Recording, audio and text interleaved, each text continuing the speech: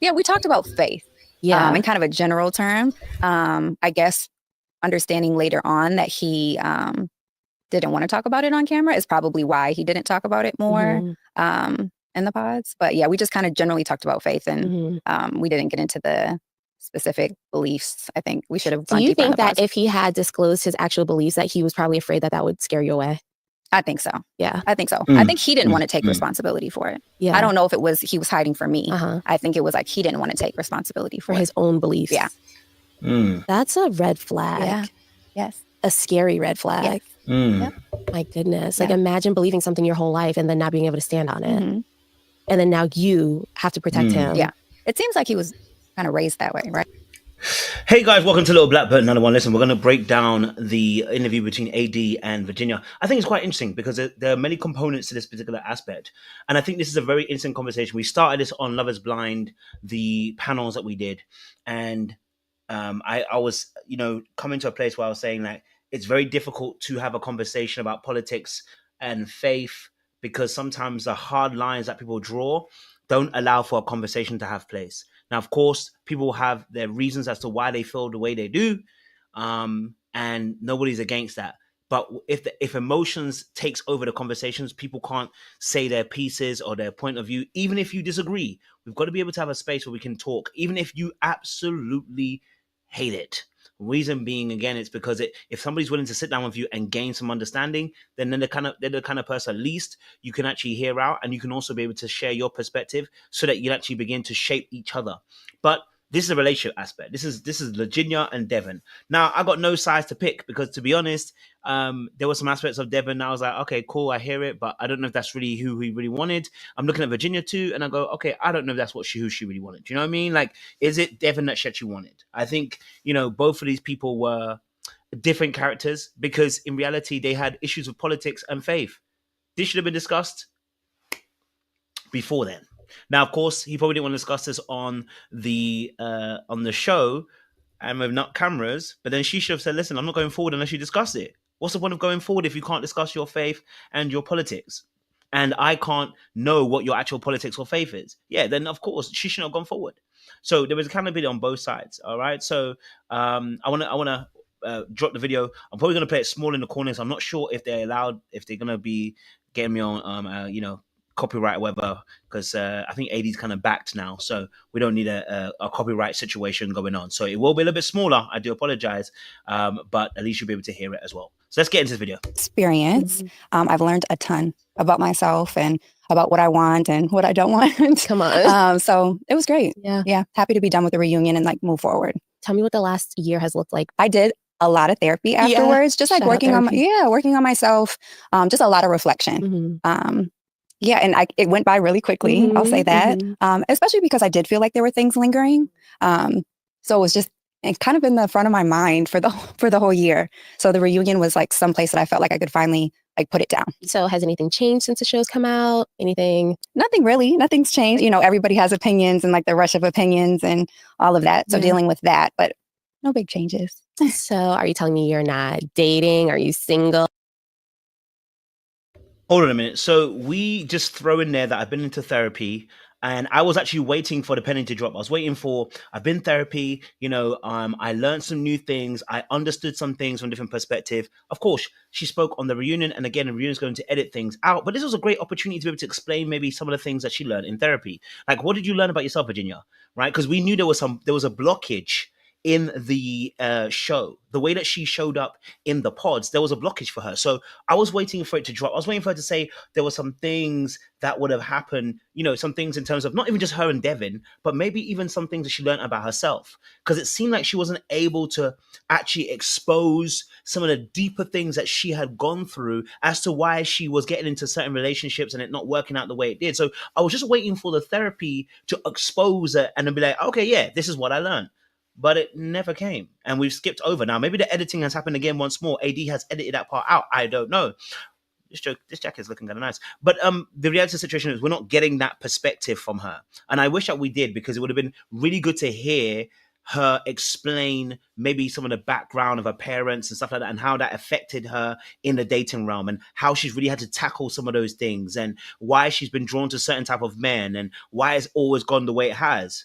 That's what I was expecting therapy to do. And this is why I have a problem with people when they just mention therapy, because look, I'm not bigging myself up, but I'm going to big myself up. If you ever coach with me, we go straight to the root. I don't have time to baby you, because that's not my job. My job is to take you to the root, link the root to the present. So if you've come to me and coached, we're always going to go backwards before we go forwards. The first session we're having is we're going backwards. And the reason why we always go backwards is because there is no present without there being a past.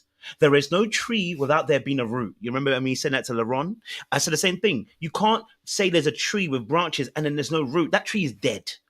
And so I'm wondering, did she get this kind of work and push from the therapist, or did we just get ourselves emotionally coddled and us being validated, but not actually pushing us to do a deeper work within ourselves to expose things that may not be beneficial going forward? So maybe she'll talk about it in the next few minutes. I haven't actually watched it. I'm actually blind watching this. So she may say it and then I will have to rescind what I've said, but I was waiting for that point.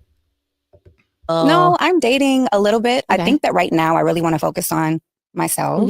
I watched it back and saw some things that I was like, oh, cringe. Like what? I just was wondering if I was like kind of shrinking myself a little bit in that relationship. And that was a big thing that I found out about myself through this. I mean, who gets to watch back their experience in that way and kind of get that insight into themselves? Yeah. So that was a big deal. I feel that on a personal level. Yeah. Yep. Are you still chatting with any of the girls? Are you close with anybody on cast? Yeah, everybody. All the girls are really close still. I think the brides, like, we went a little bit further in the process. So we were still in group chats and talking about it. And our experience was more similar and how deep we got into it. So I talked to them a lot. I'm also really close with Britt. A couple other girls too. Yeah. Okay, so you saw Devin at the reunion. Yeah.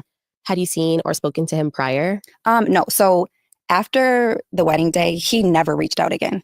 Who's shocked, not me. So I was reaching out to him. He was answering only for a week, and then he stopped answering my phone calls. Yeah, sis, listen, I can't lie to you. Yeah, he stopped answering your phone calls. He probably didn't want to talk anymore. You know, you dumped me you dumped me you dumped me at the altar, which I think he kind of knew. I'm not sure if he didn't know or didn't know. But even if I know, I don't want to have to keep talking to somebody who I don't want anymore. You know what I mean? Like, what were you expecting? A phone call? And this is almost very similar to the Wan situation, which is why I said I didn't like what Wan was doing. I didn't know why Wan wanted to be Wan wanted to be Carla's friend after. It didn't make sense for me. But the reality of the situation is, like, after we've broken up in a space, right, it's actually selfish of the person who breaks up with the other person to want to have a friendship, because you know you're okay. That's why you broke up with them. You know you're okay in that space. You are trying to hold me emotionally in that space. Now, unless there is something else that we're missing, which I'm watching this blind, so it may be, if there is something else missing, then yeah, I get it. But as of right now, just like I said about Wan with Carla wanting to be friends, I think it's just selfish. You break up with somebody and you trying to put them in the friend zone, what ends up happening is they're still emotionally connected to you. So you're still benefiting from their emotional capacity and their willingness and liking of you. You know what I'm saying to you? So why is it that you wanted him to be a friend? You started reaching out to him, and for a week he started responding, and after a week he edited it. Why? Maybe because he didn't want to talk anymore. Maybe. But let's see what she actually says, because there might be a little bit more. But he's continued to hang out with everybody else and told them that I ghosted him. So that's been an interesting thing to navigate, especially before it was very much like, we're in this together and I love you and we'll be together regardless. Isn't it crazy how shit changes when the cameras stop rolling? Yeah. Now, I know you're not telling this on him. Am I crazy? No. Tell me I'm crazy. Somebody tell me I'm crazy. Hold on a minute. Okay, so we break up at the altar. You talk to me for a week. I'm now probably thinking to myself, I can't talk about this anymore, right? Maybe he ghosted you because maybe he wasn't mature enough in that emotional space to let you know, hey, I don't want to talk anymore, okay? Let's say he said that. I don't know because he didn't really make it clear, but let's say he does that, okay? He started hanging out with everybody else, yes, because they didn't break up. You know what I'm saying to you? I'm not hanging out. I've not broken up with them, so I'm cool with the rest of the cast, and I have a connection with everybody because I spent time in the process. I get it. You then ghost me, which is not possible because you can't ghost me if I'm not replying. I just want you to know that. That's what it sounds like to me for now, and I will wait for more information. But what it sounds like is you're trying to gain more power in this situation by saying, I ghosted him. You can't ghost somebody who was never messaging you. I can only ghost somebody who messaged me and then I ghost them. You cannot ghost somebody who's already ghosted you. This doesn't make sense. What you did is you finally moved on. But you trying to respin it so that you make yourself feel better about the fact that he ghosted you. Says he ghosted you, so you ghosted him back. You can't ghost them back. You can't ghost them back because they've already ghosted you. You can't ghost a ghoster. You know what I'm saying, Chu? They're already a ghost. you get what I'm saying, see? So I want to know a bit more about this. Let's see. Yeah, it's very surprising. Isn't that a shocker? Yeah. It's because it's very much a team. It's me and you. It's me and you. Yeah. Until it's not. Yeah. So I haven't heard from him at all. I think he played like victim a lot at the end and kind of pointed the finger at me. So it's been hard. I think I already have my guard up in life. Like I'm already not a person that opens up right when I meet people.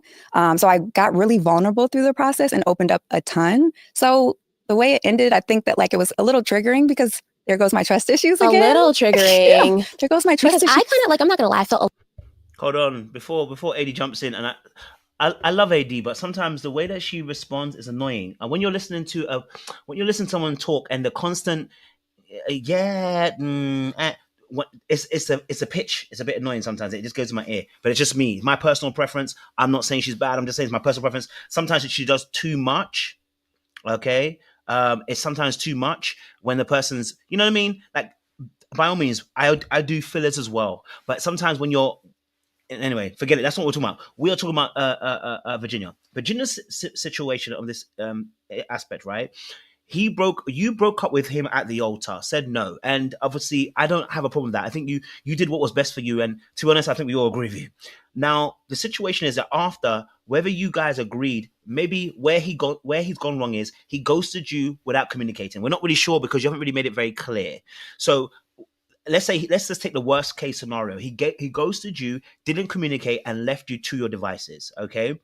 Now you are saying that because you had agreed at the very beginning that, you know, it's us against the world and we're going to do this thing together. Now your trust issues are now even more wreaking havoc. I get it. I do understand. Look, I want to be validating your emotions and your feelings. That makes sense. It does hurt. But you went to therapy, and did you not learn anything that would help you understand what's actually happening and consider the other side? Did we not go to therapy and understand that point? If only therapy brought you to a place where you only can see the pain that the pain that you're in without considering the other side of how they got dumped. And I'm not saying Devin's even great, because I think there's some things that Devin is probably not good at. And I think when she exposes it, I'm sure we're going to have to cuss him out a little bit. But you need to take accountability here. Right? Your walls were already up. And this is why I said earlier on, what did she learn in therapy? She just threw it out there. And I'm asking myself, what therapist is this?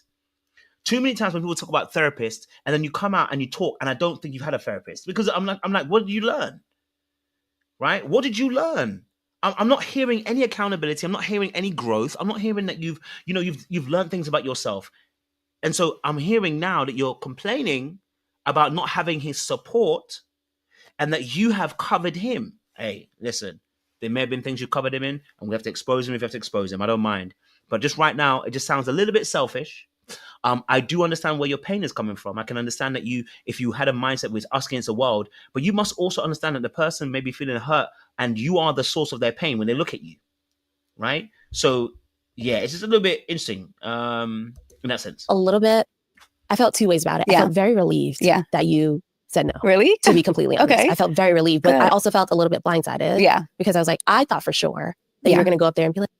And also, I don't know if you guys have noticed also, Virginia does a lot of smiling, and that's not her true sentiments. Virginia is used to playing a role. She's used to making sure that she puts on a front and a representative. When she smiles, it reminds me of Get Out. You know that scene where that black woman smiles? And you can see the pain in her face? That is what Virginia gives me. By the way, she's very beautiful, Virginia. I'm not saying she isn't.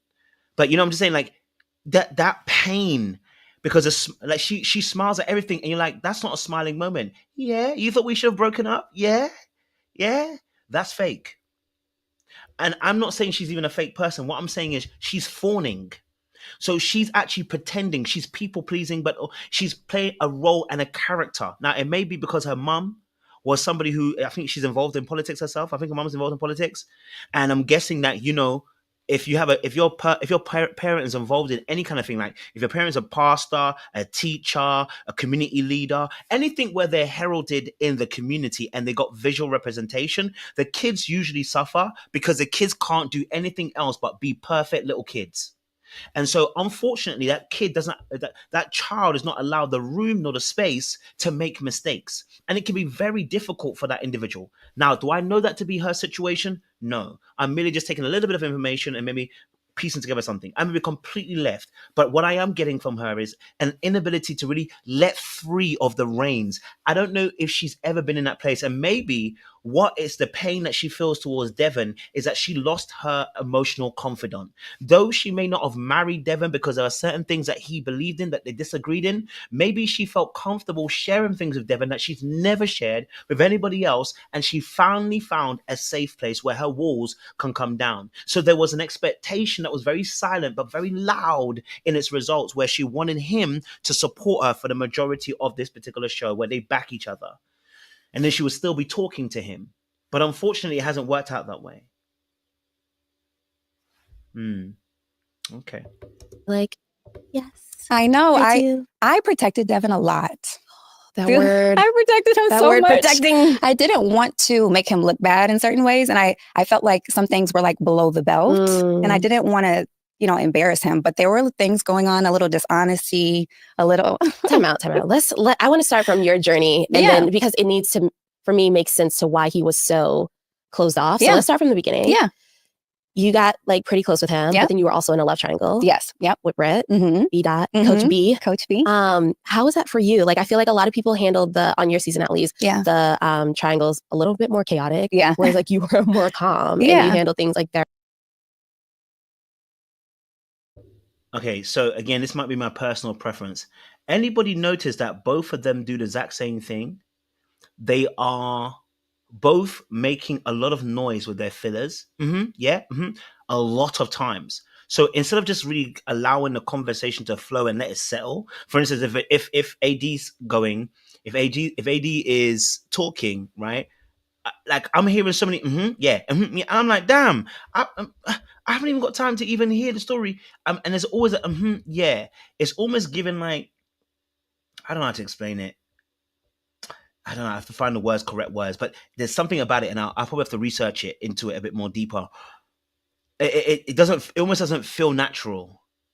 Or I should say rather, it's a very anxious response where you're almost always ready to go. A bit like when someone opens their mic, ready to respond to you, and they haven't even listened to you finish your point. It's how I feel about this situation. Like every single time, it's like, and it's like, look, we haven't even got anywhere yet. Can we get a little bit further? It's a nervous tick. Okay, there's definitely anxiousness that's coming across as well, right? So and we know that AD is a little bit anxious, and I'm guessing Virginia might be a little bit too. So it's something that I'm just listening for. Very elegantly. Yeah, it's interesting watching it back because I didn't know the details of their relationship. I knew that they broke things off, and I knew that it was like a mutual thing. And I did know that she was bisexual. Like I don't know if she identifies as bisexual, but I knew that she had been with women. So it was interesting, right? We were both dating other people. At the end, I was just dating him. Yeah. So I felt a lot of respect for Britt. We weren't really close in the pods, just because we're there for so many hours, and sometimes I can just like crawl into my little corner. Yeah. But we developed our relationship more afterwards. But I think we both were like very respectful of each other throughout the process. And I think both were saying like, you'll be happy either way. Yeah. Like, how did you feel watching back of her kind of like rooting for you after like she broke up with him? Yeah. I know her character, and that's 100% Britt. So that makes me feel good. Yeah. I feel like a lot of people can take note of how Classy. To bow out with some grace. Yeah. And not try to ruin it for someone else. Yeah. Not saying Madison's name, but like you can like literally take notes. Absolutely. Because there is a way to like either one, be rejected, or two, bow out. And I think she did it with so much class. Yeah, she did. And then the fact that she like bigged you up in the process and like kind of was like, you know what, this is my girl. Yeah. I could see this for you too. I thought that's very admirable. Yeah. And I watched that back with everybody else too. I didn't know that she said all those nice things. So it was so sweet. Yeah. Oh my gosh. Speaking of, people are kind of reacting to your reveal. Oh my God. To be fair, he did give me like 5 compliments back to back. Yeah. So I was just being a polite girl. A Midwestern girl. Wait, so when the doors opened, I was so nervous. Yeah. I was so nervous, and I'm watching it back. It's very evident that I was extremely nervous. You look so cute in your Thank you. Thank you. I was like the only one with the short dress. I think everybody was that like, was a good choice though. Thank that you. Was cute. Thank you. I was very nervous. So yes, I said thank you a million times, but I've been able to like kind of make fun of myself through this process because we're not going to say everything right and whatever. So I've been able to laugh about No, that. it was hilarious. Like literally there's this one girl on TikTok right now. I think she like, she's like, thank you. I know. She slid in my you. DMs. We like talked about it. I followed her. She followed me back. She did a really good job. Yeah, she did. She ate that down. So, okay, you see him. What is your first thought? Are we attracted? Is he your type? The funny thing is, I have like a crazy imagination. So I feel like I was, and I felt like I knew what everybody looked like. Yeah. All the guys, I had a good idea of exactly what they look like. So he said his name. He told me what his mom's name was, his dad's name, and he's from this area that we're both from. And I just kind of knew that he was biracial. Like I kind of pictured this man. He said he played basketball. So he was kind of exactly what I thought he would be. Yeah. I mean, you can't think of people's like character, like physical features. I guess, but I kind of figured what he looked like a little bit from our conversation. So nothing surprised me about what he looked like, but instantly I think I was attracted to him. It was just such an awkward moment.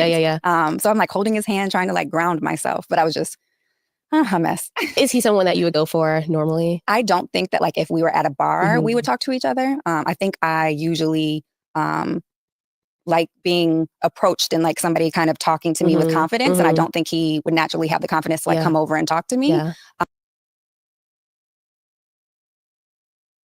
Now, that's a very real point. I do agree that I think that it would be very hard pressed for Devin. I don't think he doesn't give me the type that would actually approach us. So I definitely understand that particular perspective. I don't think Devin would have approached at the bar. So I'm not mad at that particular point. I am wondering where this is going to go. What's going to see? I'm waiting to hear something. I'll drop something in the spirit. But I don't think he's unattractive. There was a instant like, and then even on the getaway, we like connected very quickly. Physically. Yeah, physically. That's good. Yeah. So there's also chatter about his response to Britt's news about that she had been with women. Yeah. One, I guess, did you know that he responded that way prior, or you're watching this in real time? No, I'm watching this back with you guys. I knew that was a topic for them, but I didn't know his response to that. I thought it was interesting watching it back. Had you known that response, would that have changed anything for you? Yeah, I think that once we got engaged, I learned a lot more about his beliefs in general that we didn't talk about in depth. Girl, I learned about his. Now, first and foremost, before she goes down that lane, I'm gonna stand on 10 toes down in the situation. The Brittney situation really isn't something that you want to start hanging your hat on, Virginia. It really isn't something. Brittney's confused. And Brittney doesn't even know whether she's coming or going. She doesn't know if she's up or down. She didn't know. And she was trying to herself, Brittney, I think is being very, I think to myself, like Brittney is using people for the meantime. She's place holding people. So because she's not fully sure of her even sexuality, this is not the hat you hang your hat on because she might be part of the LGBTQA community. Hey, listen, whatever everyone's beliefs are, I hear it. But I don't want to hang my hat on that particular person when the person was flicking in between here and there. And so I think this would even be a problem too, because I'm thinking to myself, if you wouldn't back me in a situation where it's very obvious I was never rude, I was never disrespectful, okay, all right, then I'm going to really be looking at it going, all right, cool, then like, what else would you not back me on? And I'm not freeing Devin because we're going to have to nail Devin in a few minutes, but again, like this is not the hat you want to hang on just because she's part of LGBTQ. Like it doesn't make someone automatically right. So I hope that she's going to do justice to this topic when she talks about it. I really do. His beliefs, and he didn't even have to say shit. Yeah. And I was like, I already know where you're going. Yeah. So I learned a lot more. This is a 2-part process for a reason, and I think that we just like opened up a lot more once we got back to Minnesota. So the whole thing, watching it back, paints a whole different picture. Okay, let me put these cards down. So you're saying that he opened up a lot about like his beliefs, and we didn't see any of that opening up about any beliefs. No, he refused to talk about it on camera. Yeah. What are his beliefs on, like, literally on anything? Because I don't know anything besides basketball. I don't know what he believes in. I don't know what he stands for. Yeah. And you know what? Fair play to the lad. Because let me tell you this now, as we already know on this, even on this channel, I wouldn't want.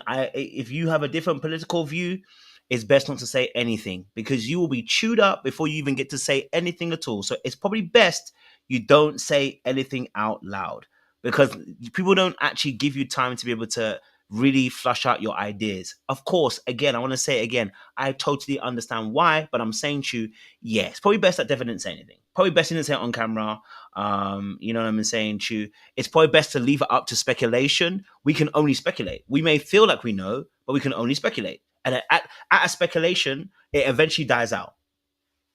The moment you say it, you confirm it. So it's probably best that he just kept his mouth shut. Probably best. You know what I mean? That way you don't get nailed for nothing. You don't get hit for nothing. We can say we feel like we know what his beliefs are, but you don't know, and I don't know, not fully. Now we can all agree, we can make a deduction, but we can't actually nail him for it because we don't fully know. And so that is the beautiful thing about silence. Sometimes silence needs to.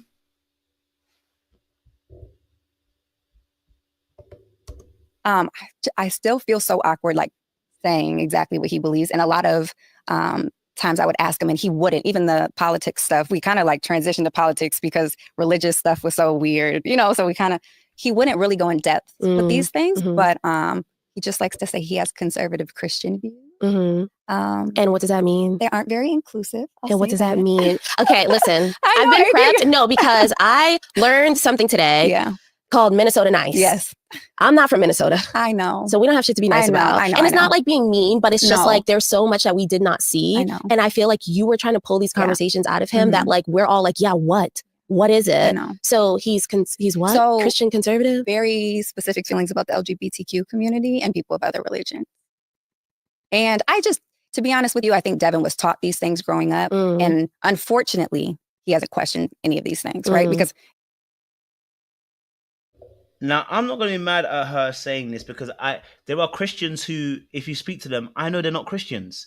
They're only Christian by label. You can hear it when they talk about God. They've never had an encounter with God. So there are literally Christians too who also at the same time haven't had an encounter with Christ Jesus and the Holy Spirit. You can hear that. So there are some people who really have grown up in Christian households that wear the label and aren't actually Christians. So I'm not going to be mad at that, right? At her making that particular point. What I would say is, again, I don't know if maybe the reason why is because maybe he uses my mom said or my dad said or, people have said rather than saying what he has said. Maybe that's why. I don't know because we haven't heard his voice on it yet. What I will say is I do understand that can be a very real thing.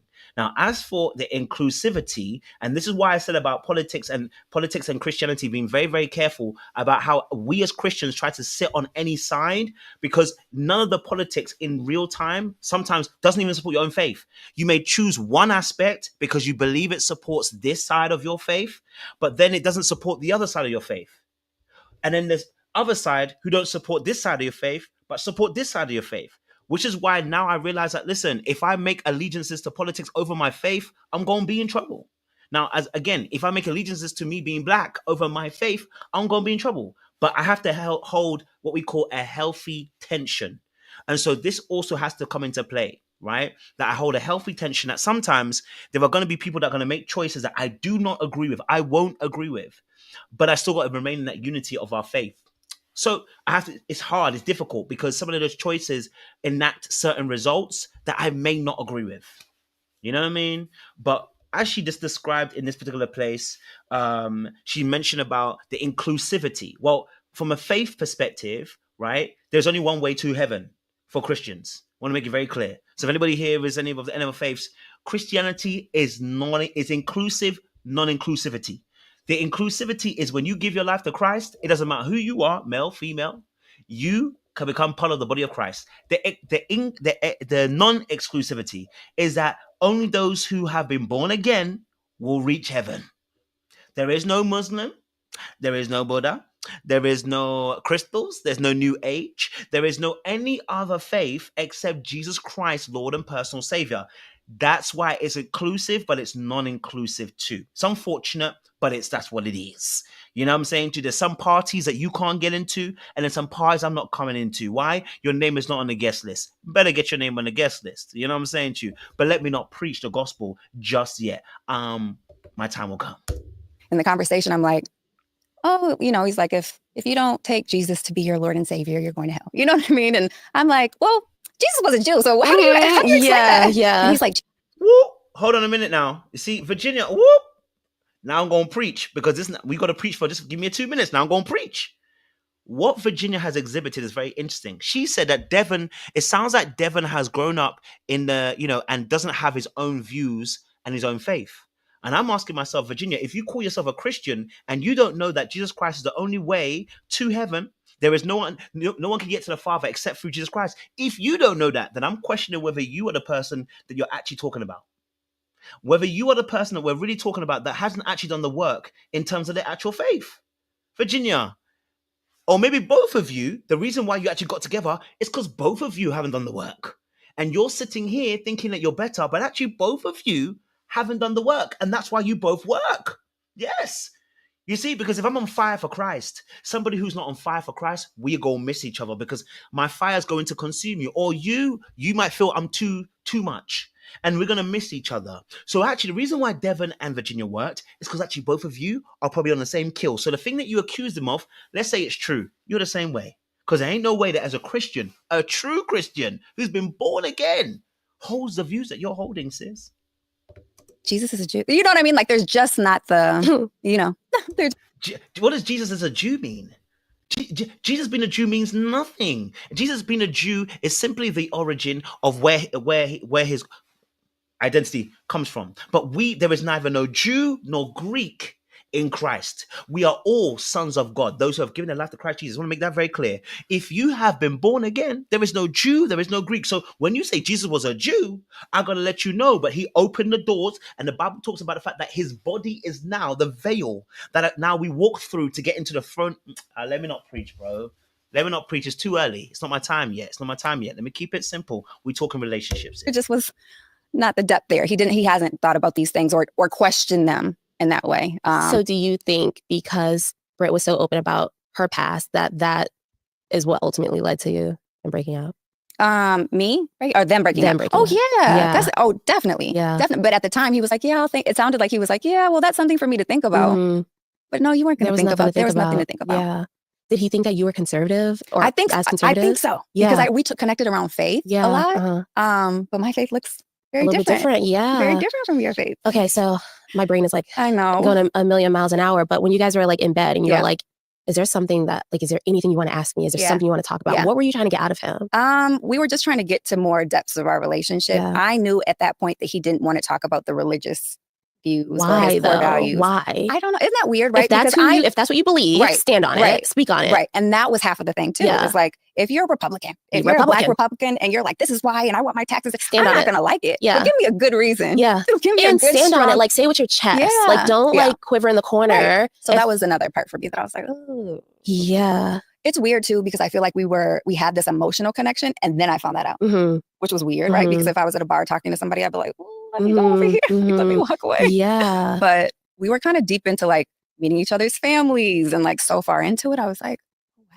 So when you met his family, did they give conservative as well? Or was it just a little? We didn't talk about that. His mom did send me like little Christian little things to be a text message from time to time. But we didn't have those conversations with his family. He did. I'm confused. The mom sent text messages about Christmas or Christians. I don't know. I don't know. It's a bit weird. But listen, that part I do agree with her. If you are a Christian, you should be able to say it fully and not have no qualms. The politics aspect, though, is a little bit tricky. As I've seen myself, politics can get very heated very quickly, and people can misunderstand you and label you things very, very quickly. So I do understand that it can be a little bit touchy at base sometimes to discuss that. But right, again, I do agree with her. Say it with your chest. Be able to discuss your viewpoint and be ready to say your points. You know what I'm saying, Chu? So that's my only thing as well. So again, and this is why I said about it can be very tricky, is because now we're saying Christian conservatives rather than just saying Christians, because now Christian has been labeled and lumped with politics. This is why it gets dangerous. This is why as Christians, I'm not saying we shouldn't care about politics. I'm saying to you that you got to be very careful, because now Christians become Christian conservatives. And I'm not just talking about Virginia. I'm talking about with also Devin. I'm talking about Democrats versus Republicans. I'm talking about that aspect, that this Christianity on this side or this Christianity on this side. Got to be very careful. And that's what happens when we get caught up. We get caught up in politics. And the world is very dangerous. That's what the Bible says, that 2 Corinthians 4 verse 4, that Satan is the god of this world, right? And he has blinded, right, the people from knowing the true aspect, the true gospel. And what that really means is that there's systems in this world that Satan runs in order to subvert and distract us so that we get caught up in things that are not spiritual of the kingdom. So now what we are is separated by conservatism, Democrat versus Republican. If somebody says now they voted for Trump, we're about to kill them off the team. Now, do I agree with Trump? No. And if I was somebody in America, I probably wouldn't vote. I'd probably not vote. Probably would vote against him simply because of things he's actually said. But again, I said this. I say it again. As a Christian, I've got to be able to have another level where I can go, you're still my brother, you're still my sister, and I still got to have a conversation with you, right? I am not going to start shouting at people and saying, you can't do this or you can't do that. It's not my place to do so. I would understand, but I now need to have a conversation with you. So what I'm saying to you is, it's not that we shouldn't care about these issues. We should care about these issues. We should care about this in a very way. I'm saying to you that on both sides, do their politics back your faith? If you get what I'm saying to you? Because that's how then the other side says, well, then, since we're having about abortion, guess what? You ain't Christian. And I'm like, whoa, whoa, whoa, whoa, whoa, whoa. They make the whole of their political base, because you believe in abortion, you are not Christian, and you are, whoa, whoa, whoa, whoa, whoa, whoa, whoa, whoa, whoa, whoa, whoa, whoa, whoa. Let's pull it back a little bit. Let's not make the politics of what your agenda is now make it the faith situation. See, that's where it gets tricky. You know what I'm saying to you? And it becomes warfare, which is unnecessary warfare. You know what I'm saying to you? So this is why it gets tricky. Because now if somebody says, well, you're not a Christian if you don't believe in pro-life rather than pro-choice, now you stuck. Now you questioning whether you got a Christian faith. Got to be very careful. It's just a tricky one. You know what I'm saying too? I'm starting to realize it more and more as I grow up. I'm like, wow, it's actually really tricky. Like, I don't like it, but it's tricky. You know what I mean? But I don't want to be. I've got to be careful as a person who's a Christian. You know. He did say, I think when we were laying in bed, that conversation about politics, that they vote conservatively or whatever. But that's the story that I got about that. So in the pods, did you guys actually talk about his beliefs and religion? And yeah, we talked about faith. Yeah, in kind of a general term. I guess understanding later on that he didn't want to talk about it on camera is probably why he didn't talk about it more in the pods. But yeah, we just kind of generally talked about faith, and we didn't get into the specific beliefs. I think we should have gone deeper. Do you think that pods. if he had disclosed his actual beliefs, that he was probably afraid that would scare you away? I think so. Yeah, I think so. I think he didn't. I think also this is, I think this is also something that is interesting, because I think also for Devin, he has to take accountability too. Do you get what I'm saying too? I think this also accountability too for Devin, because if you say you are this Christian, you should have had a conversation with also Virginia, because you need to know what her belief system is. Because you can say someone can say they're a Christian, but then don't actually believe in the tenets of Christianity, as she just let us know. You know what I'm saying to you? So actually, Devin also has to take accountability too. You know what I mean? This is all about the aspect of Devin needs to also look at this as well. Like, if you don't have this conversation, you can't qualify her to be the person you need to be with Ed as well. So actually, it leaves you spare. So actually, you're doing yourself a disservice by keeping quiet, thinking that you're saving yourself. You're actually doing yourself a disservice. Is your faith your faith? Is your faith really your faith? Do you know what I'm saying to you? Because if it is, you're going to have to lead with it. And that's why when you bring the politics into the faith and make it as if you're a Christian, you'd vote this way. If you're a Christian, you'd vote this way. You're going to get in trouble. What's your faith? Because it sounds like both of you don't know your faith. You're so concerned about your politics, it doesn't sound like both of you got Jesus in your life to be leading you. It sounds like that. Doesn't mean it actually is. I'm not here to judge anybody's thing, but it sounds like that. You know what I mean? Like it now sounds like Jesus is not the center of your life. So it sounds like politics is now the center of your life. So that's why I was like, okay, no, Devin, you got to take some accountability here. They were avoiding the topic. You get what I'm saying to you? Want to take responsibility for it. Yeah. I don't know if it was he was hiding from me. I think it was like he didn't want to take responsibility for his own beliefs. Yeah. That's a red flag. Yeah. Yes. A scary red flag. Yes. Yep. My goodness. Like, imagine believing something your whole life and then not being able to stand on it. And then now you have to protect him. Yeah. It seems like he was kind of raised that way, right? Yeah. Like my mom, I feel like, has always taught me to speak about my beliefs in a confident way, but it seems like he was kind of raised to not talk about them, which is interesting. Do you think that, like, not only was he maybe fearful of possibly losing you with his beliefs, but like also what America would think about him? Yeah. I think maybe both. Yeah. Maybe both. It's hard to even think that he had a fear of losing me through these beliefs. I think it was more so protecting himself. It was protecting himself from America. Yeah. Because he wasn't afraid of losing me. It doesn't seem like he was afraid of losing me because And to be honest, I do get that. You know, I'm sure he probably felt like he was afraid of the reaction he would get, because there would be a reaction. And this is why I said this on the Love is Blind, you know, when we did our panels. I said, unless people actually know the manifestos of their actual parties, and I'm not just talking about the one or two that you know that is important to you, I'm talking about the whole manifesto. You as a Christian, you have to be very aware that you don't get caught up in the game. Because if you haven't studied all the manifestos, and I said, there's not many people that actually study the manifestos and what are the actual policies that their parties actually bring to the table. So when you end up fighting for your party, like you're fighting, we used to call it in London, you fight for your postcode, you're fighting things that don't need to be, you're fighting for things you don't even need to be fighting for. And you don't even realize that you're fighting for things that are even going to contravene your faith. But because this one massive issue that you like and you want it to be, you're fighting for that. And then you're hinging the whole of your political vote on that one issue, forgetting there are other policies that might disenfranchise your actual faith. Do you see what I'm saying to you? So it's really important that people know their manifestos and their policies, so that you actually make an educated decision when you're making your vote, and knowing that it's God first and foremost who allows for kings and queens to be put in place, right? So I mean, like I said, Devin needs to. I get both parties. Devin, I understand why he would have been quiet, but I also understand that, listen, you got to stand on 10 toes. But I understand the politics part. I understand, because it gets thrown up into the air and you can't really have a conversation. I do get that, but at the same time, you've got to stand 10 toes down.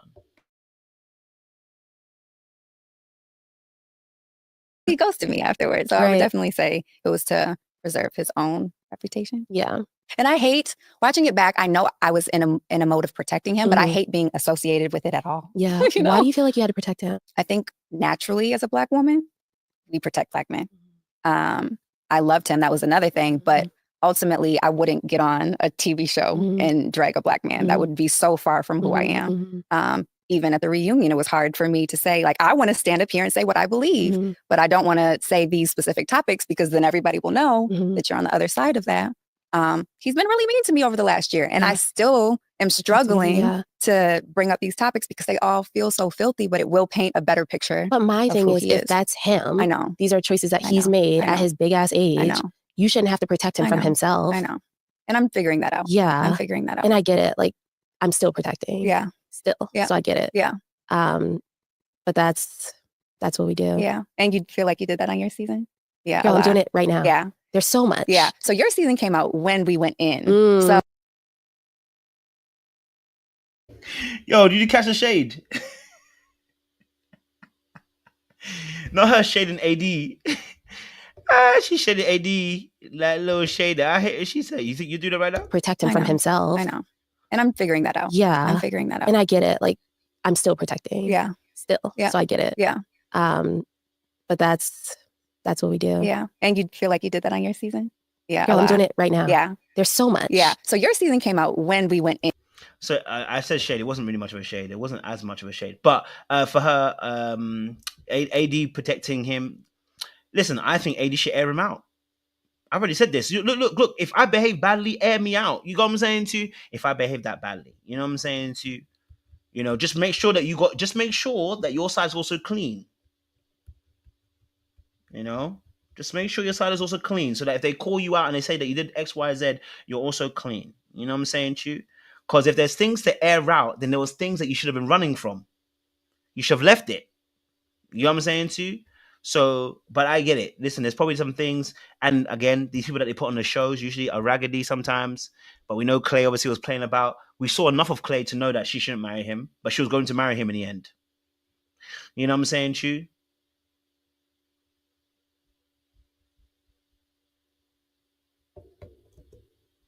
In. So I was like trying to watch it, but I finally, and I was still afterwards, I was processing what happened with mine. So I just watched your season recently. So I feel like even when I came up to you yesterday, I was like, body, like whatever. But I'm like, that's not who AD is now. Like AD is like a beautiful, smart, intelligent woman. And I was like, that was just so icky of me because she's not just body. Body is still T. And will be. Okay. Yeah, no, Virginia shaded her. No, I take it back. I was right the first time. Virginia shaded her. Not her quoting the same thing that Clay also was saying to her to belittle her about body. Yeah, she was shading her. I thought I was wrong. I said it first because my spirit caught it. But then I said, no, maybe not. Because maybe I rewinded it and went back and I said, no. But yeah, when you add that AD body, and she knows she said that the first time round, oh no, AD, you're more than your body. Yeah. You were shading her. Virginia's like, man, just in case you think.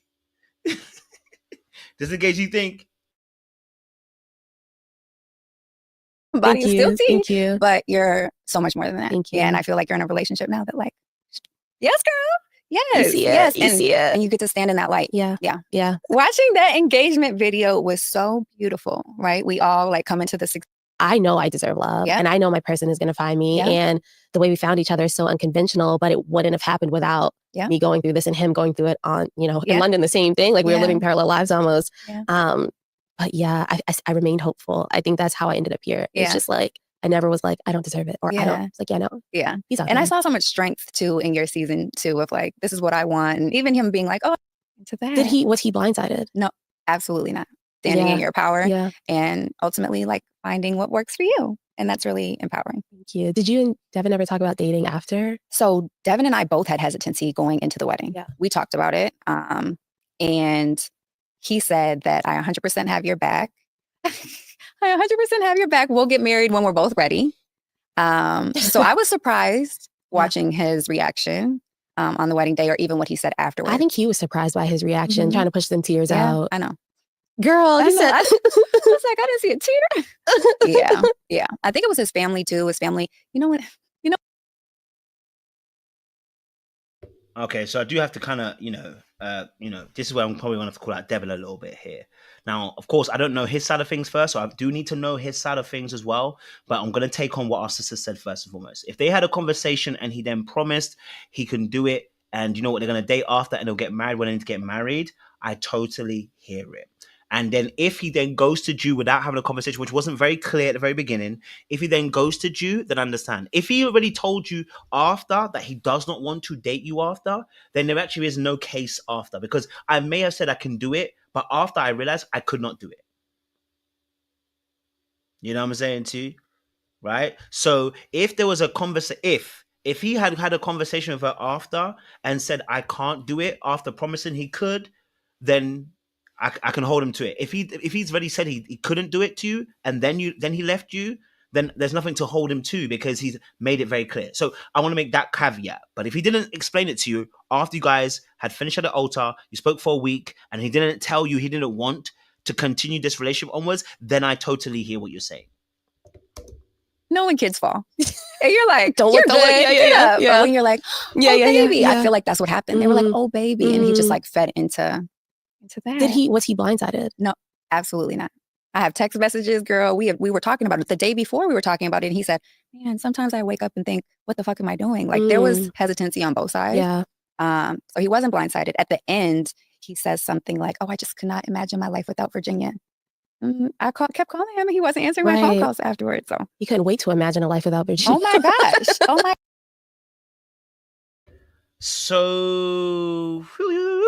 So, okay, hold on a minute now. So he, was saying things like he couldn't wait to be with you, rare, and then he stopped talking to you. Now, when you say stop talking to you, what do you mean by stop talking to you? Are you saying he ghosted you, or are you saying that he said he didn't want to talk to you anymore? I just want her to make it very clear, because when she says he stopped talking to you, it's still up in the air. Did he ghost you and not talk to you? By ghosting means he didn't finish off the conversation with you? Or is it a case he said, I can't do this no more, we got to go our separate ways? I just want to make it very clear. And of course, you were calling him, and I totally understand. If he ghosted you, I can understand. You were calling him and he ghosted you. Then by all means, okay, then there's some things going on. You know what I'm saying to you? Okay. So I'm definitely hearing that. Now, of course, in this situation, with Virginia, I think that, and someone put it in the chat, which is very powerful, is if they don't align and she's talking about his political views and his faith, why are we still calling him after? What were we hoping for? Were you hoping for emotional support rather than a relationship? Why would you want to have a relationship with somebody who's not aligning with you? Okay, and wanting to be with and wanting to have a different perspective on the faith and politics, which is very different. And you're calling him out now, which is fair. Why would you want it? Why would you want it? You guys both, and again, Devin also has to be accountable too, because why did you even promise that when you know that both of you have different points of view to the actual faith and politics? That's a big thing for you, Devin. Why was you not cutting this off earlier? Were you just trying to be nice and placate her? Were you trying to spare her feelings when really actually it's not about sparing her feelings, it's about sparing your feelings? Were we not really being honest here? What we're not doing here? See, like both of you can't, you know what I'm saying to you? Both of you are going to have to be held accountable here, because it sounds like we're playing games with each other, really not really being honest. It sounds like and again, this happens in relationships. Sometimes you break up and you can't stop seeing a person. I get it. But I don't think they will even be having sex. So, My gosh. My God. Yes. Okay, so then let's talk about this prenup, which, yes. Immediately, Yes. So we talked about the prenup in the pods before he proposed. Okay. So that was something that he already knew. So it was kind of weird that he sounded like a little bit like, I've never thought about that. Yeah, I believe people should have prenups. I think that that's the way the world should go, right? And it was something that I was standing very firm on. His mom and sister, I think that day had a little bit of hesitancy around it, which I thought was weird. But it was insightful of how much control they have over him and all of his decision making, because he had his mom look over the prenup. Is she a lawyer? Right. He said, I brought it to a family lawyer, but like he was like, my mom thinks it looks good. Honestly, know? when I looked into the TV, I'm like, there's about 7 paragraphs. Just read it. Just read it yourself. Just read it. Yeah. Like the adult that you are, right? You'll learn something. And then he comes back, he's like, yeah, my mom said it's exactly what you said. Yeah, read it. Yeah. But I would want a prenup in any marriage that I'm in. So what advice would you give to like women that are in a So he's also a mommy's boy. Why the hell do we want this guy? I'm confused. Why do we want him? Yo, this guy is giving you all the signals that he's not mature. Why do we want him? Why did we want him? Anyway, listen, in regards to obviously a prenup situation, I can see both sides of this pendulum, right? Number one, I can see her perspective, right? I get it. A prenup, and I said this on the live, if he had said that he went to his lawyer, it would be very different. I think it's the fact that as a man, you don't get the same leeway about saying I went to my mom, the same way that if a woman said I went to my dad and my dad said it's cool, we'd be okay with it. Personally, both are just as bad. Because what we're really saying is that the authority in your life who checks things for you is your parent, right? Now, if you had said he went to the lawyer, this might have been different. Okay? This would have been different, right? It would have come across different. Okay? So I understand it.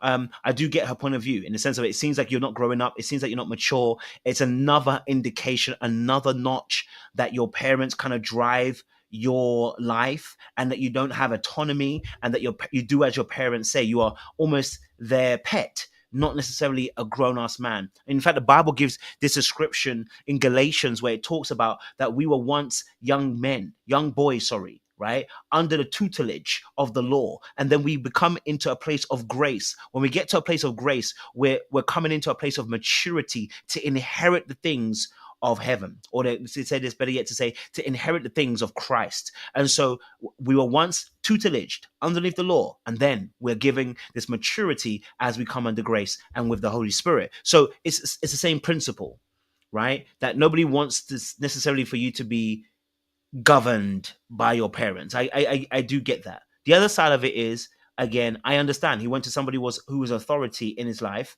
and it being his mum, and his mum opened the door and shared that, hey, it's okay. Now, did he have to read it there and then? No. I mean, he could have, but did he have to?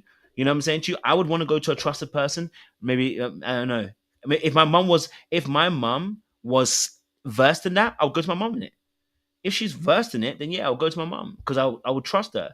If she's not versed in it, yeah, I probably wouldn't go to my mum. But maybe that's the only person that he has to trust in his life. But again, it leads back to that point. I understand why she might have felt some type of way. You know what I mean? Like, y'all already know I don't do the mama's boy kind of aspect. So,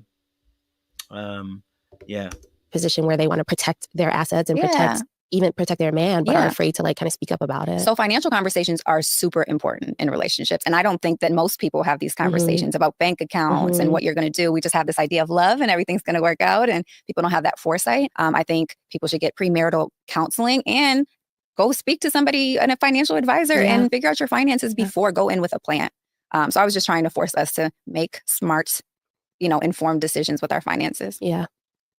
Was he like, I don't know. It just felt so icky when it didn't have to be. Yeah, I know. And he kind of changed his energy about it, right? We talked about it in the pods. He changed his energy about it when his sister and mom had hesitancy around it. So I was kind of surprised that he was even pushing back on it because I thought it was like a done deal. But yeah, he started pushing back more so when they had problems with it. So a common thing that I'm seeing between like a lot of the couples on this season are the sisters. Yes. Oh my God, yes. What's going on in Minnesota and these sisters? The sisters. What is going on? But sometimes those sisters were onto something.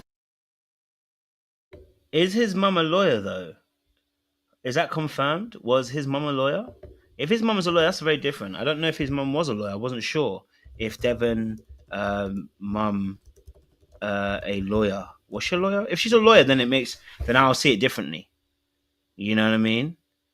If his mum was a lawyer, I will see it differently because then she is somebody who's of authority.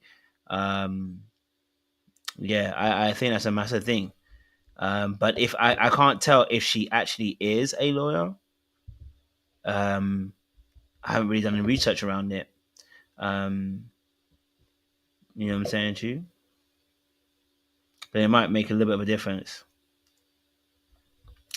Let's see. Okay. Then like some of those sisters, like at the end, we'll watch it back and be like, actually, she was asking good questions. So yes, I think they're, they should be protected. I have 2 stepsisters. Okay, are they like that? No. Okay. No, they're not like that. But I do think it's important for people to be, fighting for you and asking hard questions. As they should, but it's also like you're not a puppeteer. Yeah, that's true. Like if you raise this man to be the man, like that you're somebody that you're proud of. Yeah. Advice one thing, but seeking counsel over everything. Yeah. And that seems to be the common theme here. Like his sister, like, my God, or her sister. Yeah. Okay, so I'm going to take this brief opportunity to stick up for Dave and his sister. Go ahead, girl. There's a bigger picture of that, like his mom died. So I think she's maybe assumed that type of role in their relationship, or they probably bonded over that. So I do want to protect Dave a little bit today because I feel like he is getting He is. And I just think that if you come into an experiment where you're inviting the world in, do I feel bad that he's getting shit? Yeah. But again, we're big grown adults. I agree. And I think Lauren had to, I don't know, I don't think she should have had to fight for her life the way she did. No, absolutely not. Absolutely not. We were, all hearing what was going on with the Lauren situation in afternoon, evening. And he had a note from an ex-girlfriend on his nightstand. And I asked him who? Yeah. So Devin and I had spent the day together. He met my dad. We signed a prenup. I went to go get my hair done because we were getting married the next day. And then I went to his hotel room. So he just checked into that hotel room that afternoon, evening. And he had a note from an ex-girlfriend on his nightstand. And I asked him who it was from, and he told me. The interesting thing about this girl is we had a meetup where I met his friends, and Devin didn't tell me any backstory to these friends. The only reason I know he dated her was because his mom said it when I met his mom. So he just wasn't being very transparent about a lot of things. It was why do I have to figure this out from your mom? Hold on. So he brought a love letter. Did you read the letter? I didn't read the letter. No. At the end, I was like, this is weird. And it was handwritten. And it was on the nightstand the night before your wedding. What was the conversation? Yeah, he just said it was from her. And I just thought that was weird. At that point, there was a check missing. There was a lot of stuff.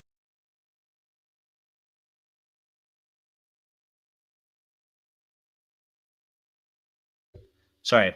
I have to, let's hold on.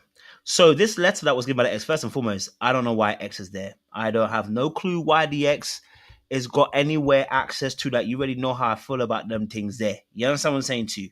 I do not like that kind of thing at all. That access to an X should not be.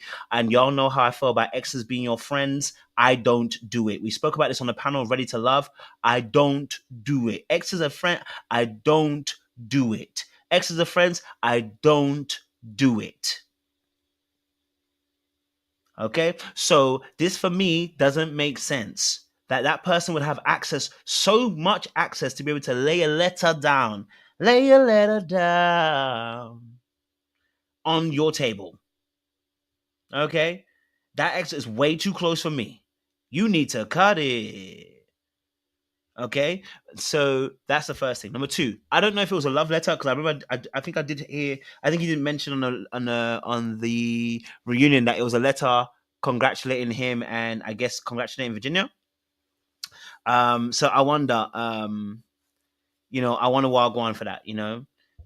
So I wonder. I mean, I wish she did read it, because then it would have given her a bit more understanding, maybe where it's coming from. Maybe she might not have been so angst about it. But hey, for me personally, to see a letter from the ex on the table, that's enough to cancel the whole wedding. You know what I'm saying to you? That's enough to cancel the whole wedding. But now, obviously, I heard it. Well, I heard that was not the way it played out. You know what I'm saying to you? I heard that's not the way it played out. I heard there was a bit more to that story, but when the right time comes, we'll explain that. But I heard there was a lot more to that story. You know what I'm saying to you? But yeah, I'm surprised she didn't read it. A whole ex drops a letter on the table and you don't read it? Now, Virginia, I am 33 years old. Virginia, a letter from the ex is on the table and you don't read it? Get the frick out of here. Get the frick out of here. If you don't read it, then you ain't got no choice. You can't have no leg to stand on. You don't know what it says. It could say joke. It could be another check. You don't know what it says. So ain't no way. Okay? All right? Ain't no way. Now, what I would say is, first and foremost, shout out to the mom for exposing him. Because if you know that is an ex that you have in your life and you're not coming forth with that information, like, you are hiding things, Devin. You need to grow up. Right? You cannot be hiding things. You must be transparent. Otherwise, you are not helping the relationship grow, and you're creating animosity, resentment, but you're also creating distrust. That can't be a possible thing you're doing. How was he hiding money? Yeah, that was really weird for me too. How'd you find that out? The mom said. Yeah, so I don't know if it was like, we got married on a Monday, so Thursday or Friday. So like 3 or 4 days before the wedding, I went to a basketball game because they were in playoffs or whatever. And his mom came up to me and was like, "Oh my God," kind of bragging. Like, "My boss gave you guys $1,000 check for your wedding present." And she was like, "Did Devin tell you?" And I was like, "I'm not putting that in the prenup. Yeah, I'm keeping my $1,000." I know. And so it was his birthday weekend, so I put together this gift basket. Yeah, listen, I don't know how it came across, but yeah, I know it's a bit of a techie one. I get where she's coming from. I can see, I can see her point of view here, how this could make it look like some type of way. Like, why ain't you tell me straight away? You know what I'm saying to you? Maybe he thought to himself, hey, look, we don't get married, I'll keep that check. But he's not going to keep it because it's his boss. It's his boss who sent it for both of them. So he can't keep it. You know what I'm saying to you? And I was going to go here, but y'all beat me to it. That mom, you think that mom was saving you. The mom wasn't saving you. Her mom was saving her son from you. Okay? All right? Her mom was saving her son from you. She don't want you to be with her son. Okay? All right? She don't want you to be her son. She knew exactly what she's doing. If she has that much control over Devin, trust and believe, she's the one that ended you and Devin too. Okay? Just she made sure that it won't go well. She dropping messages about the exes, and then dropping messages about the letter that the ex dropped as well, and now the check. Yeah, the mom know what she doing. The mom clocked you early. She didn't like you. Maybe she didn't like you. You know what I'm saying? Maybe the mom was trying to get a little science out, get you out the way. You know? And hundreds of dollars gift cards to all his favorite places, like Nike, Lululemon, all the things. And I was like, he got that too. He got $500 there. He got $1,000 over there. So it was just, girl, he came up. Didn't he? He came up. You said you were willing to pay his. Okay, yeah, brother. If there was some of the gift cards in there, sir, I hope you did. You know, if you knew it wasn't for just you, you know you can't do that, right? Like if those gifts cards were not just for you, you can't do that. Okay, you can't do that. It's an illegal move. Okay, all right. Then see that. If we were gonna call someone dusty, I think that's a little thirsty. You know what I'm saying too? It's a little thirsty too financially. Like, you know that if this is coming in for both of us, okay, if you know it's coming for both of us, then I can understand that. You know what I'm saying too? You get me? Mm-hmm. I understand. Yeah, you got to send that to both of them. Oh, the gift cards were from her. Okay, sorry. I apologize. I take it back then. She bought the gift cards for him. Oh, okay. Damn, I was gonna say, damn, he really be doing a lot, bro. I was like, damn, you doing gift cards and you getting checks? Bro, you haven't come out like a whole scammer. My bad. I apologize. So she spent 500 on him. I apologize. Sorry about that. I take it back. Sorry, Devin. You know what I mean? The dust has been rescinded. His debts. Okay, so our conversation around finances were very much like, we're both contributing to this household, which I'm 100% fine with, of like, we're contributing to this household. We work on our finances together. If I come in with that or you come in, like, we can work this out. Let's figure out how we can do this and both contribute to this. But that wasn't what was happening in those few weeks that we were. What was happening? I was paying for all the food that we were eating in the weeks. He didn't feed me. Wait, hold on. You were paying for all the foods in the week. What was going on, Kez? Why is my man not paying for stuff in that? Why are you paying for it? No. Can we ask a question? I need to question the validity of what's really going on here. Why are we paying for all the stuff? That's what I want to know. I want to know, why is it that you were paying for all the meals? Where was his card? I want to know. You know what I'm saying, Chu? Or is this a case of you were very eager and you were jumping ahead of things? Now, of course, once again, I believe that Devin should have also been able to take the reins and be like, hey, no, put your purse away. I got you, babe. You know what I'm saying, Chu? So my question is it a bit of both? Is it that Devin didn't want to, take charge of this financial aspect? Or is it also can it be two truths could be true at once? Is it that Virginia likes to, use her money to also try and, buy a little bit of affection, a bit of favor, a bit of liking? You know what I'm saying, Chu? Are you a bit too forward? Me once. And it's not a money thing. It's a thoughtful thing. Yeah. Like, you never were driving home from work and thought, I wonder if she ate something. Did you have those conversations? Yeah, we talked. I asked him that specifically, and he was like, I didn't know it was a competition. To feed me? So it was just like a maturity thing, an emotion. Wait. Okay, wait, hold on. This sounds like I don't know. You know what I mean? Like, I want to know more. Because when people start saying this, is it like you felt like you were giving more, or is this that you were feeding him every single time? Like, I want to make it I want it to be clear so we understand fully what happened, because someone can tell the story in a particular way, like, oh, I was the one that was feeding him. What does that mean? Does that mean that he never paid for anything? Or are we saying we felt like we were paying for too much? Let's make a clear distinction between the two. Okay, all right. So I want to make it very clear so we understand.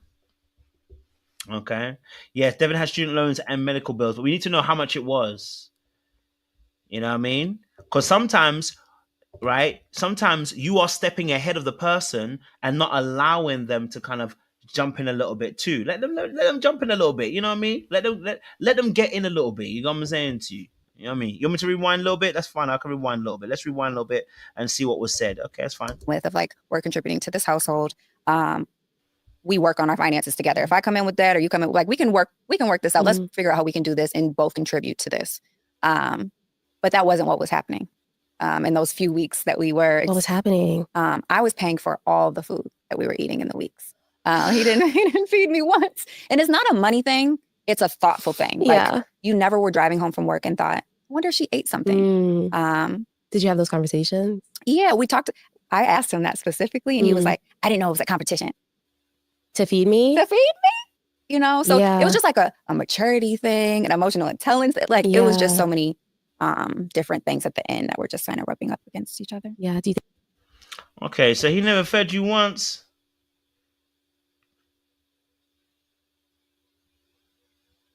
He didn't feed you is interesting. The wording is very interesting. He didn't feed me.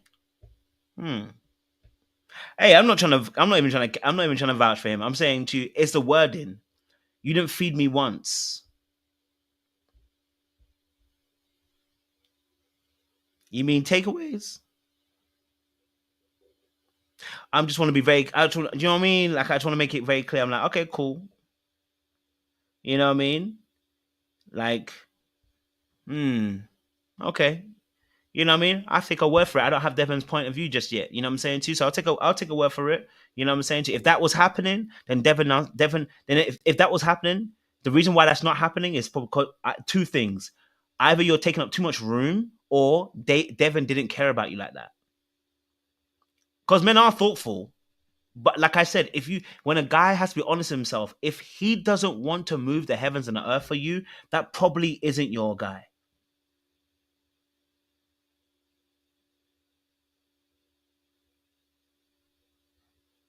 You know what I'm saying to you? Probably isn't your guy.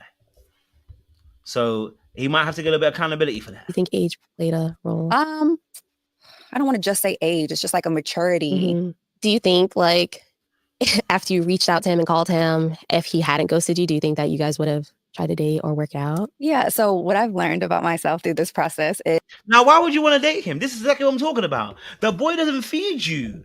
Well, what are we doing here, sis? The boy does not feed you. He does not feed you, sis. You're looking like a bag of bones. You're looking good. You're looking good. You're looking good. What? He doesn't feed you. Why do you want to date him after? We would have dated after. Why? Why? He's going to his mother. He's a mama's boy. He's not feeding you. He's not thinking about you. Abby? What is going on? You went, at the beginning of this conversation, I said to you, she went to therapy, and I said, for what? You know what I mean? She went to therapy. What did you learn?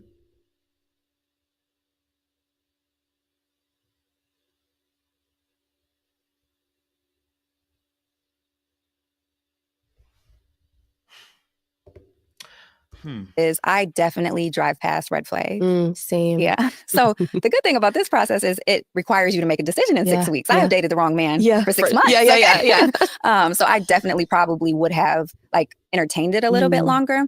I think through the process, you're so emotionally invested and you kind of just get kind of foggy, right? So coming out of it, I think I would have had more clarity of like, this is not going to work. Yeah. This is not going to work. But I wish he handled me with more respect and love afterwards, because I deserve that. We didn't need to ride off in the sunset together. We didn't need to be friends if you couldn't handle that. But you needed to treat me with the love and respect that I treated you with this entire time. Now, we can hold two truths here. The reason why he never paid for nothing is because Virginia was paying for everything because she was trying to buy him. I'm going to tell you that free for free. The reason why he never paid for nothing, sis, is because you were trying to buy him. That's why he never paid for nothing. He ain't paid for nothing because you wanted to buy him. You wanted to show him how valuable you were, and you didn't know how to play a role where you just be. So because you were playing his role, he took a step back. Now that says something about him too, right? That says something about him too, that he's too passive in the way that he operates. And also number two, probably because he didn't like you. I'm going to be honest with you. He probably didn't like you. Okay? All right? He probably didn't like you. So it takes two to tango here. Because in reality, after a point, I'm like, hey, wait. Why am I? You know what I'm saying to you? Men want to provide, protect for you. So you've got to step back and allow him to take that role. And if he doesn't, we need to be out of there. You know what I'm saying to you? But she was too busy leading the situation because probably it gave her a sense of control and safety. That's why she still wanted to date him after. Come on, sis. We got to rise. You know what I'm saying to you? Devin, we got to rise, brother. Okay? You letting her pay for everything is crazy work, bro. Where's your pride? Where's your shame? Where's your class? Huh? Where's your pride? Where's your shame? Where's your class? Gotta have some of that, bro. Because, fam, right now, we're looking bad. Okay, we're looking real bad because, you know, if you let her pay for all those things and didn't treat her, and it's just a nice thing, even just to, and she said, never, ever. Now, some people like to exaggerate, so I will open that and keep that open.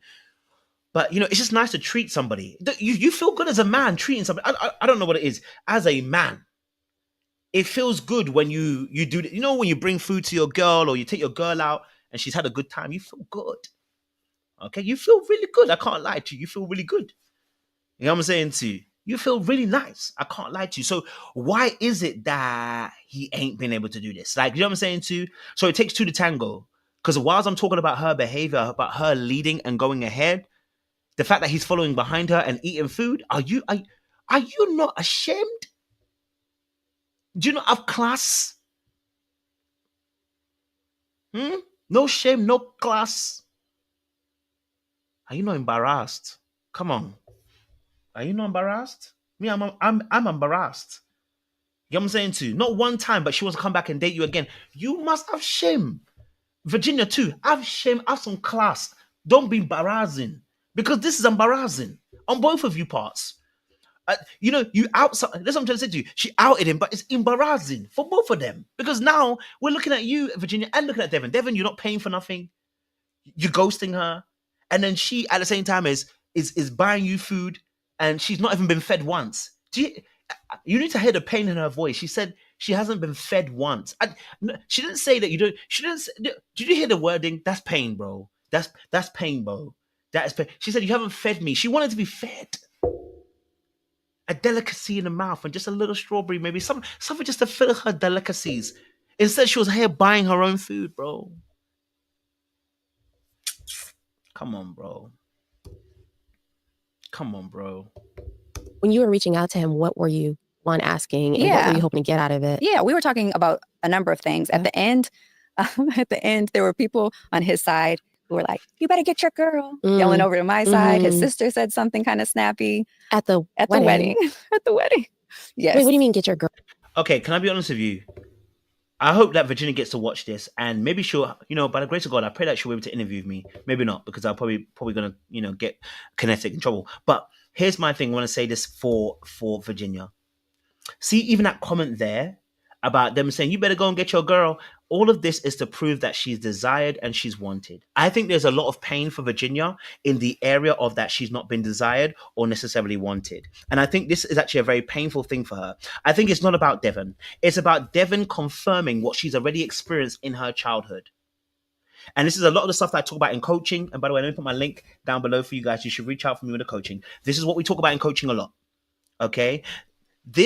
What she's talking about, okay, all right, what she's talking about is something that he did that has happened to her before. Because reality is, this person was not the good person that she should be defending. What is she defending? The reason why people end up defending people like this is really also the same way I said about sometimes you do things to other people, okay, all right? It's not about them, it's about you. See, if she exposed him, she looks more embarrassing. And now she's exposed him, she looks more embarrassing. But the reality of the situation is, I think she just wanted to be wanted and desired. Okay, all right? I think she wanted to be wanted and desired. And I think the problem with that is that when you have that insatiable hunger to be desired and wanted, it takes you into places that are dry and without water. And as we like to say on the channel, thank you to young African, rich and African. Some people like to leave you in the desert without water. You understand what I'm saying to you? You go to places that are not fulfilling. They're not going to fill your cup. They're going to take from your cup. And then you're making incorrect decisions, which you're not discerning that this person is not worthy of my investment. Now the investment has reaped its rewards and you realize you're minus what you actually put in. That's where the pain comes from. But because you haven't been desired and wanted, and this usually comes from what you experienced as a child, maybe with your parents, they were not necessarily as consistent as you wanted them to be. Maybe they did not give you the attention as a young child, the attention and the desire that you wanted them to emotionally connect with you. And so you found yourself building up a wall. And then you get into a relationship hoping that the relationships will fix that particular issue. And the reason why we know that is because when you're buying all that food, you are actually trying to earn that love. And I said earlier on about the anxious style that she was going, that is also what we call an anxious attachment. Now, both fearful, avoidant, and anxious people carry this. With the anxious attachment, you're consistently trying to prove yourself. If that means buying food to feed yourself instead of letting him feed you, that's going to be happening because you're trying to prove that you're worthy. So even though you got a prenup, even though you had a little baby voice on, even if you sounded like you were so assured and confident, we have found you in a place where you are wanting and lacking.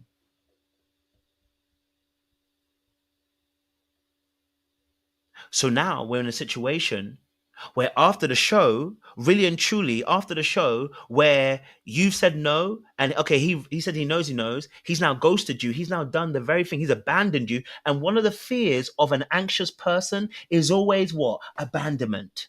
So the fact that she mentioned that story about how he stopped talking to her, it felt like abandonment. And in that place, you are now going to attach all your past trauma onto that current partner. So it's like they've abandoned me again. And I can get that. You know what I mean? I can really get that. I can really understand that. That's pain, bro. That's a lot of pain, bro. That's a lot of pain. And so now you think to yourself, okay, I've done all I can do. And this is where people lose hope because they don't realize that they don't take accountability for the investments they're making. You know what I'm saying to you? This is why I asked in the very beginning, you were a therapist. What did the therapist say to you? These interviews don't give me accountability. They're giving me that the other person is the issue, which they are, because he is the problem, Devin, too. But when you've gone and done the work, the way that you talk about your issues, this is why I said about AD. I said the same thing. I said, listen, you're going to come out and talking about how Clay wasn't ready. Clay wasn't this. You weren't ready. You are not ready. You don't even realize you're not ready. That's why you invested in a broken system and not taking your time to really invest. Where am I investing my time and my energy? Are you the right kind of person? What are the qualities I actually need? What are my wants? What are my needs? Right? What are my boundaries? Do I have boundaries? Do I know where I begin and where I end? Do I know how to give without thinking, oh, I'm going too far? Do I know? And we know that because when you start talking about the relationship after you've broken up with somebody, you know, as a friend, everybody knows this. As a friend, you've heard your friend speak, right? And your friend will say something, will talk about their past ex or whatever. And it just sounds like pain. You know they haven't gone past that yet. You know they haven't got past that just yet. You know they ain't gone past the pain. And they can only tell you about how bad they were. And they don't realize you chose them. Where is your accountability for choosing them? Where is your accountability for the fact that your discernment takes you to these type of people? Right? This is all we talk about in the coaching. This is all I do with people, my clients, all the time. I'm like, hey, before you start talking about them, let's go back to what's happened to you, your childhood. Okay, boom. The current relationship you're in, you want help with that. Okay, boom. But what's the issue that's affecting you right now? Okay, we need to link that somehow back to the root because this decision you've made did not come in a vacuum. You know what I'm saying to you? The decision you've made did not come in a vacuum. When you chose that man, when you chose that woman, Devin has not chosen Virginia in a vacuum. I know the vehicle that has brought about the choice is the show Love is Blind, but Devin is not free either. Whilst I talk about Virginia, Devin is not free. He's not ready. Devin is not ready himself. Because at this conjuncture, we're not hearing much conversation from Devin's side. So, all right, now, maybe he had some more conversation, I don't know. But the choices of him not sharing his faith and his politics tells me you're not ready. And this not being honest about the check, not being honest about the ex-girlfriend situation, and then this with the politics and the faith, Devin, you're not ready. The fact that you're too attached to the parents, it seems like your mum sounds like you've got a bit too much control. You don't really have autonomy.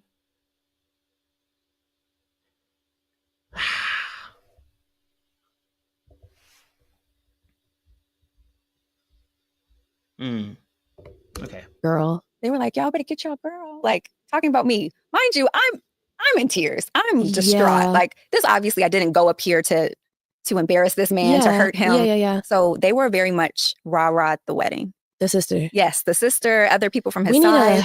We need to do a background check on the sisters next. Yes. What? Yeah. So we were kind of talking about that, right? Even if we were going to entertain a relationship going forward, I need to know why your family turned on me so quick. Like, my dad hugged him and like gave him a lot of love and respect afterwards. Like, I'm disappointed too, but you're a really good guy. Like, that's the family I came from. These people were like, I'm serious. If I would have said yes, my last name would have been Buckley the next day. Yeah. And they turned on me so quickly with no understanding, no like grace at all. Like, it was such a good moment for me of like, oh my God, thank you. Thank God I didn't say yes, because I could have been a part of this family. Yeah. Oh. Well, it's relatable. First of all, it is relatable. Yeah. It is relatable because you see immediately how you're treated when things don't go their way. Yeah. And you would have signed up for a lifetime of battling sisters. Absolutely. And it's like, we're signing up for marriage. And you're marrying the family. Yeah. Yeah. We're signing up for a life of marriage. It's not going to be easy. I'm young and I look nice in this wedding gown. This is a great time to be alive. But like, how are we going to deal with obstacles? Right. This was gonna have to call and answer my phone calls. Like, what? This is how you handle problems. We didn't have a lot of disagreements or problems throughout the process. So this was an opportunity for you to protect me, like I had been doing the entire time for you. So it just was very eye-opening. Does he see it as you were protecting him? I don't think so. So I don't think so. Yeah. I don't know what goes on in that head. Yeah. Okay, I have another random question. Okay. And this protection piece, listen, there are women out here who do feel like that because of obviously the culture, call it patriarchy if you want to call it that they feel like they have to protect these men. There's nothing, Donnie, you don't have to protect him. I mean, this hasn't, you've aired him out now, but I don't think it's a bad thing. You don't need to protect him. Like, at the end of the day, like, he's got his own choices, you got your own choices. You know what I'm saying, Chu? So you know what I mean? If you need to air him out. Because on the internet, and after I watched it, I'm like, I had to rewind it. Was he addicted to ibuprofen? Oh, okay. So, girl. Did we miss something? I'm like, you took 24 ibuprofen? So he tells me and Britt the same story, which I think is interesting because in the process, I think he's supposed to tell the person he's proposing to the story. Right. So I don't know what that was about. That was something I think I learned through this watching it back. So he tells us this story, and in the moment, to me, it sounds like he's just telling me about a hard time in his life. He did talk about the ibuprofen of like, there were 10, or I would take this many of it, but I know you can't be addicted to ibuprofen. I think it was just like him saying, I went through this really hard time. I had this surgery and I went to God and prayed about it. I was like, that is so good that you have your faith and you know where to go. It wasn't really about the ibuprofen. But afterwards, I found out that he very much felt like he had, a problem with ibuprofen. So people look at me about to protect him again, but I think people don't know much about medicine, but he, I think he did think that. I'll say that. I am very rarely at a loss of words. Yeah. Thing is, like, is he protecting himself from the, like, what is it? Yeah. Because when you are hiding from your reality and your real truth, then now we're all confused. So was it ibuprofen? Yeah. No one's taking 24 ibuprofens and having that be like their core story of, I need to tell this to the woman that I'm about to marry. No. So what is the truth? Yeah, we don't know the truth. We know the truth. Okay, so maybe it wasn't ibuprofen. I think we all guessed it probably wasn't ibuprofen. I think we all guessed it wasn't ibuprofen. Do you know what I'm saying to you? I think we all understood it wasn't. It just felt a little bit insensitive though. You know what I mean? I think there's a reason why he didn't want to bring out the story of it being more than ibuprofen. What I would say is I hope that he told her if it wasn't ibuprofen, you know what I'm saying to you? Like, I hope that he would have told her that it wasn't ibuprofen. If it wasn't ibuprofen, I hope he told her so that she knew. Because what you don't want to do is go into a relationship with somebody who may have an addiction to something very, very strong, and you have to look after them if something relapses. That's completely different. You know what I'm saying too? So, I think that's a clear thing, So if it was ibuprofen, hey, I'm not about to shout at you because maybe not an addiction per se, but You know, sometimes you can get, I guess you can be dependent on something, you know what I'm saying to you, or whatever. But hey, I don't know. He might have been dependent. Do you know what I'm saying to you? Because if you got pain or whatever, you might have taken it longer than you needed to. You know what I'm saying to you? Like you get an injury, and like I did my MCL, and I took ibuprofen, but I took ibuprofen with what we call anti-inflammatory as well with it, right?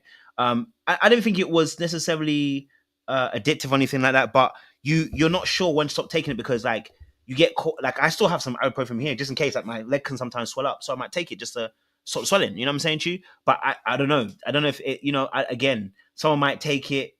You know, and you know, use it more than they needed to. Maybe the pain.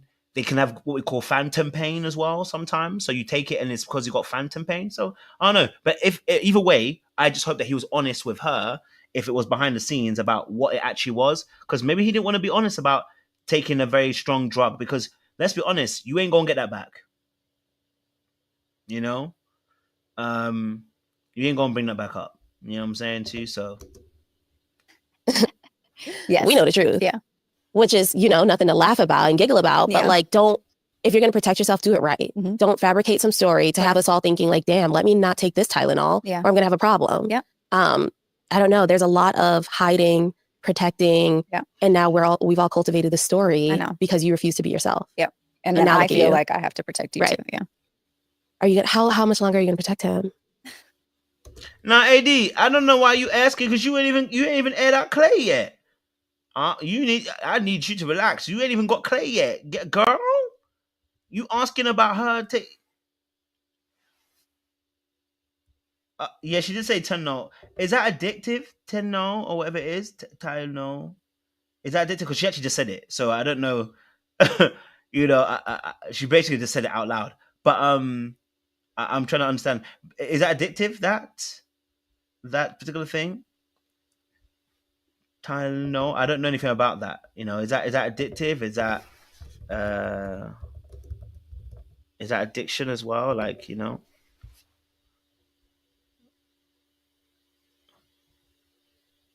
Okay.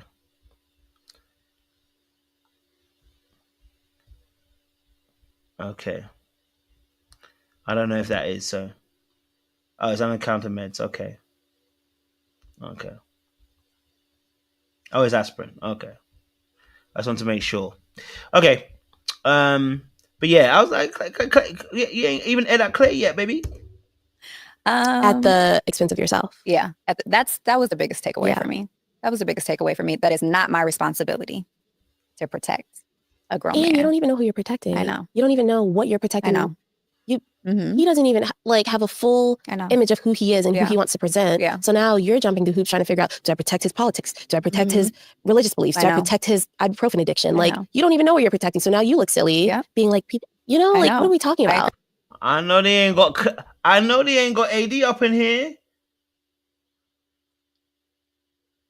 I know they ain't got AD up. They gonna have AD or spun up in here, you know. You know what I mean? They're gonna have AD spun up in there, man. You know what I'm saying? See, they're gonna have AD spun up. AD now. Just remember.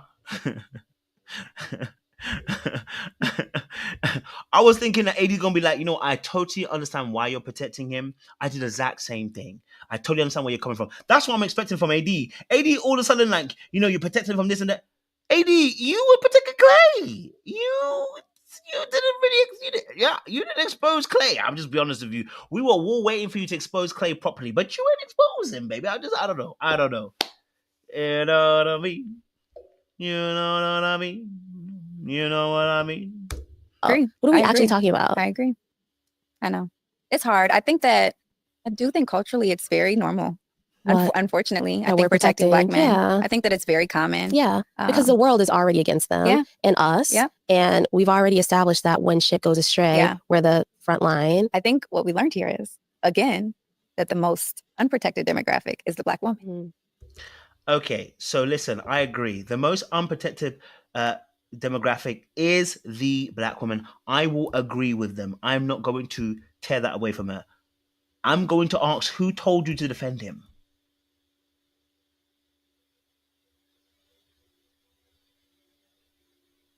Who told you to defend him? Like, for instance, even the ibuprofen story, we don't even need to know. Look, we want to know, but we don't need to know. So what are you protecting? We don't need to know. Like that. This doesn't make sense, because the ibuprofen story is his story. So unless it affects you, why do you need to eat? It doesn't even need to be aired, because it's got nothing. Do you know what I'm saying to you? It doesn't need anything. So if people ask you what it is, you just have to say, hey, it was his story. That's it. There's nothing to protect, because it doesn't even affect you. It's on him. You know what I'm saying to you? There are other things. But yes, maybe like him not paying for your meals and you going hungry. Yeah, call him out for that. I mean, you know what I'm saying to you? Like, yeah, if he ain't doing the basics right in the relationship, absolutely. Let us know. It is important. Yes, I won't lie to you. I won't lie to you in those things. You know what I mean? I'm not going to be mad at that. Okay? All right? So if there's things like that, you know, they weren't paying their weight, their meals, they weren't doing all this kind of stuff. Yeah, listen, we ain't gonna hold you. You know what I'm saying to you? But I feel like you're doing a little bit of protecting for nothing. That doesn't even better then. We don't need a protection in that area. Okay, all right, let him be. Okay, let him be. Okay, sis. But you're right. Sometimes a lot of black women do defend black men, and I won't be against that. They do. You know, I said it with the Tiana Taylor situation, and the man out here crying and making cries when he was out here cheating or getting caught during this process. Sir, you can't be complaining. Okay, you have a prenup that says if you cheat, you're gonna be in trouble. You know what I'm saying? I'm not here to feel sorry for you. You know what I'm saying? You broke the rules, you're gonna face the consequences. So if Tiana wants to bring it out, she's gonna bring it out. You know what I'm saying to you? Like, I am not the one to hold that particular flame. You know what I'm saying to you? So if you're going, yeah, call it out, I ain't going to do that. It's not the black man. It's the black woman. So at the end of the day, all the protecting that I did got you where? Got me, unprotected, very much unprotected, very much left for dead. Yep. And still to this day, he hasn't reached out to say. You saw him at the reunion. Yeah. No accountability. Yeah. You know, we're learning and we're growing. Wait, what are we being accountable for? Apart from the bills part and the eating of food. But what are we getting? What is it that you? I'm so maybe I need to hold on. I think I need to slow it down, so I really fully understand what's going on. We are protecting him and being accountable. Okay, for the food thing, I think, you got to call him out for that. The check thing, got to call him out for that. I think that, again, aspect as well. And maybe the fact that he didn't stick to the plan after and, date you after. Okay, but again, you protecting him, I'm confused. Like, okay, if I protect you, like, okay, my ex-girlfriends, right? I'm not going to tell every part of the story of what they did. You get what I'm saying to you? If I told all the stories of what my ex-girlfriends did, we'd all look bad. You know what I'm saying to you? So it's like, if then we break up and you don't do what I want you to do, I'm not vexed at it. I'm like, the protection was because it's for both of us. Like, if I'm protecting you, it's because of both of us. I don't make it a narrative that I'm protecting. Like, unless he's come, I'm confused because and I'm like, has he come out and said something that have I missed? Maybe I've missed something. That's what I'm trying to really make sense. Maybe I've missed something. Did he come out and say something bad about her? You know what I'm saying to you? Did he come out and say something bad about her? Maybe I've missed it.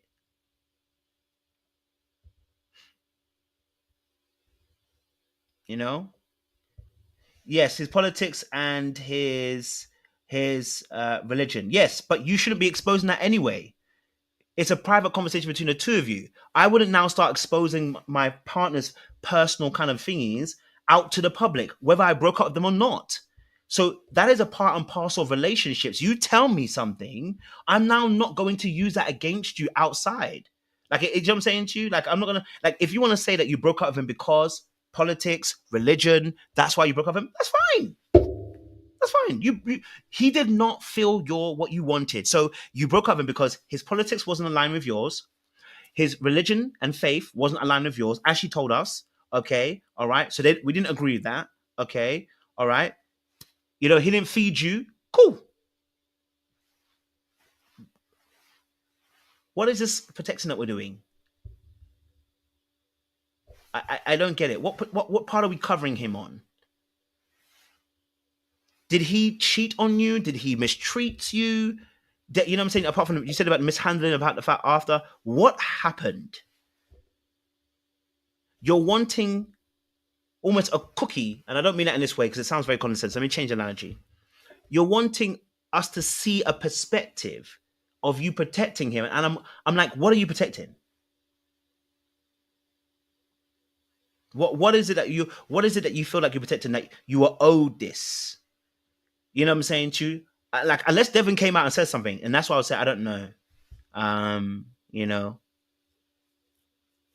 Maybe I'm not seeing it there. Someone said he's not packing down there. Maybe that's what it is. Maybe that's maybe that's what it is. You know what I'm saying to you? But I think she felt she was owed more. But the reality of the situation is we cover each other. Like, if he now came out and said some things about you, does he now say, like, I was protecting you? Like, do you know what I'm saying to you? Like, that's my only issue about it. Like, if there's something very glaring that he did that was wrong to you, then fair enough. I get it. You're protecting him by not saying certain things. Cool. So you guys were, like, in essence, the only Black couple, which I experienced on mine as well. Yeah.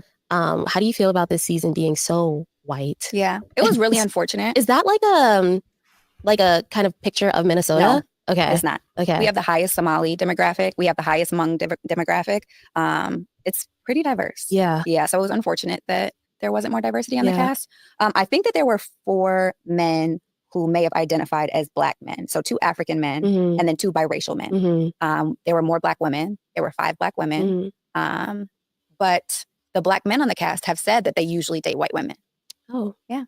So Devin, this wasn't in the final edit, but Devin in the pods tells me that his type is Alicia Keys. Okay. So I'm like, okay, well, he probably gonna like me then because I fall into that a little bit. But later I found out very much that he normally dates white women. So a little dishonesty with that, but also it's a problem with diversity in the cast and us, connecting. Did you connect with any of them? Okay, his type was Alicia Keys. So wait. Did he date? He dated white women, but his preference is Alicia Keys. Is that what we're saying? You know what I mean? That his preference is Alicia Keys, but he's only dated white women. You know why that is? Probably because he might not have access to Alicia Keys. He might not have access to this kind of women. But it also could be as well, like I said, his mum is white. So again, maybe he has, maybe he has a wanting to date someone like Virginia, but maybe there's a complex there. Maybe, do you know what I'm saying? He's mixed, so I'm not really thinking anything racist. I'm thinking maybe he couldn't get someone like that. Do you know what I'm saying to you? Maybe he wanted somebody who was mixed but more white. See, you know what I'm saying to you? Maybe he wanted somebody who was mixed but more white, because culture plays a big role in this too. Like, there's other things alongside with that as well, So I don't know. Maybe that's it, Someone said, no, his type is white women because that's who he dates. It could be. No, I'm not going to fight you necessarily on that. I'm saying to you that sometimes you don't have access to. Like, for instance, when a woman says, I want a good man, but has dated all the bad boys, you need to change something about that. You know what I'm saying? And of course, it's not the same example, but I'm just saying sometimes you say what you want, but you don't have the access to it. You don't have the resources. You're not that kind of looking way. Like, do you know what I'm saying to you? What you have access to is this.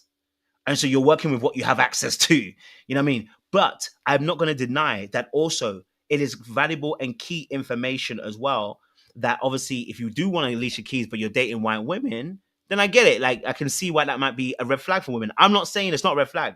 I'm only saying that I can see that it might be a different side because he has a mixed background. So if he was Black and both his parents were Black, and he said he likes Alicia Keys, okay, and then he was dating white women, then I would understand what you're saying. But he's mixed. So, you know what I mean? So that's what I'm saying to you. But I'm not going to say it can't be a red flag. I'm not saying it can't be. You know what I'm saying to you? If it was a red flag for you, I'm not going to deny that and say it shouldn't be a red flag. You know what I'm saying to you? I won't say that. Okay? All right? I won't say that. I won't say that at all. You know what I mean? But I just don't think he had the access. I don't think he had access. Okay? Sometimes, and listen, not for me personally. Okay? But like I said, I'm not young and I don't have confirmational bias anymore. But sometimes what happens is, and let me tell you this now, when I was young, and this is when I was young, so I'm not old, I'm younger. Before I dated a black woman, I felt so ugly I was going to date anyone. I don't care if you were white, green, blue. Give me somebody. You know what I'm saying to you? Give me somebody. Okay? All right? Give me somebody. You feel what I'm saying to you? Because what I had access to, all right, the black woman that I really wanted, I couldn't get. Yeah? They were looking at me and going, you ain't the one. Okay? All right? I was fat. I was ugly. I was Nutty Professor. I looked like Nutty Professor. If you want to know how I looked like Nutty Professor. I will not deny it. So the black woman that I really wanted, I couldn't get. I didn't have access. And I remember I was about this close to dating a white woman. Okay? I was about this close. And then thank God, a beautiful black woman that I really wanted looked at me and saw the beauty inside of me. Thank God. You know what I mean? And then from there, I never looked back. But I was this close because there was a white girl I was talking to at the same time. And you know what? I was just sick and tired of being overlooked. Okay? All right? Now, thank God I didn't do it. Whew. I'm thanking God. You know what I'm saying to you? Because, baby, it would have confirmed the bias, which is black women don't want me. And then what happens is you actually confirm that bias. You don't realize you confirm that bias. You know what I'm saying to you? So it's not that there weren't black women wanting me. The one that I wanted didn't want me. So I was willing to be okay with a level that I thought was more my level of a white woman. Okay? You know what I'm saying to you? Now, thank God that didn't happen. You know? Thank God. Because from there, I never looked back. You get what I'm saying to you? From there, I never looked back. I was only a black woman only. But it's just, sometimes you can have that. Your preference is really this, but you never got them. You know what I'm saying to you? You never had access to them. It's unfortunate. You never had access. But I'm still going to say I am open to the fact that it could be a red flag, but the fact that he wants Alicia Keys and has never gone after maybe anyone else. You know what I'm saying to you? I'm also open to that perspective as well, that it could be a red flag. I won't hold it against anybody. I'll say I get it. It could be a red flag.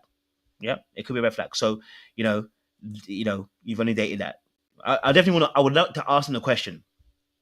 You know what I mean? I'd like to ask him a question. Why is it that, your preference is Alicia Keys? Why haven't you dated somebody? Or if you haven't, or if you have, maybe, because you said obviously all his ex-girlfriends, but I don't know if it's all or whatever, or whatever. Like, what is it? You know what I'm saying too? Yeah. Yeah. Yeah, and that's something as well. White women will approach you.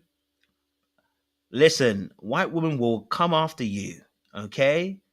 Fine ones, ugly ones, mediocre ones, they all come. You know what I'm saying to you? They like you, they go after you. It's just a different setting. We're taught differently. You know what I'm saying to you? That's how I almost fell into the trap. No offense, everybody is white. I'm not saying that you ain't good. I'm just saying that it made it a lot more easier. Because somebody who was like me, I was not a professor. You know what I'm saying to you? I am the black woman's best friend. Okay? I'm just not gay. I am the black woman's best friend. You know why? Because all my fangs, I was defanged. Okay? All right? I was like a snake without no fangs. You get what I'm saying to you? So when they saw me, they're like, you can be my best friend. I'm not gay, but they're not even afraid of me. They're not even afraid of me because what can I do? I can't even chat them up. I make a joke about how, me and you, and they just laugh because you ain't got there's nothing about you that's dangerous. You know what I'm saying to you? So I was always the best friend. I was always a good friend. I was like the gay best friend that wasn't gay. And then I have all the stories. I know all the tactics. They'll tell me all about that boy and that boy and that boy. And I just have to sit there and eat it up. That friend zone, I was there for a very long time, guys. Okay? I got stories. One day we'll tell you, okay? One day we'll tell you some stories. I was in that friend zone. You know what I'm saying too? But alas, we thank God for a change. Puberty kind of takes over. You get in the gym. You start working out. And, You know what I'm saying to you? Yeah. So, it happens, man. You know what I'm saying to you? It happens. And that's why I said that. But here's my thing. And this is where some men have to take accountability. And I will be honest, some men do need to take accountability. And this would have been my story. Can I be honest with you? The difference between men and women oftentimes is because we're entitled. There is entitlement sometimes on our behalf. So I'll put that across.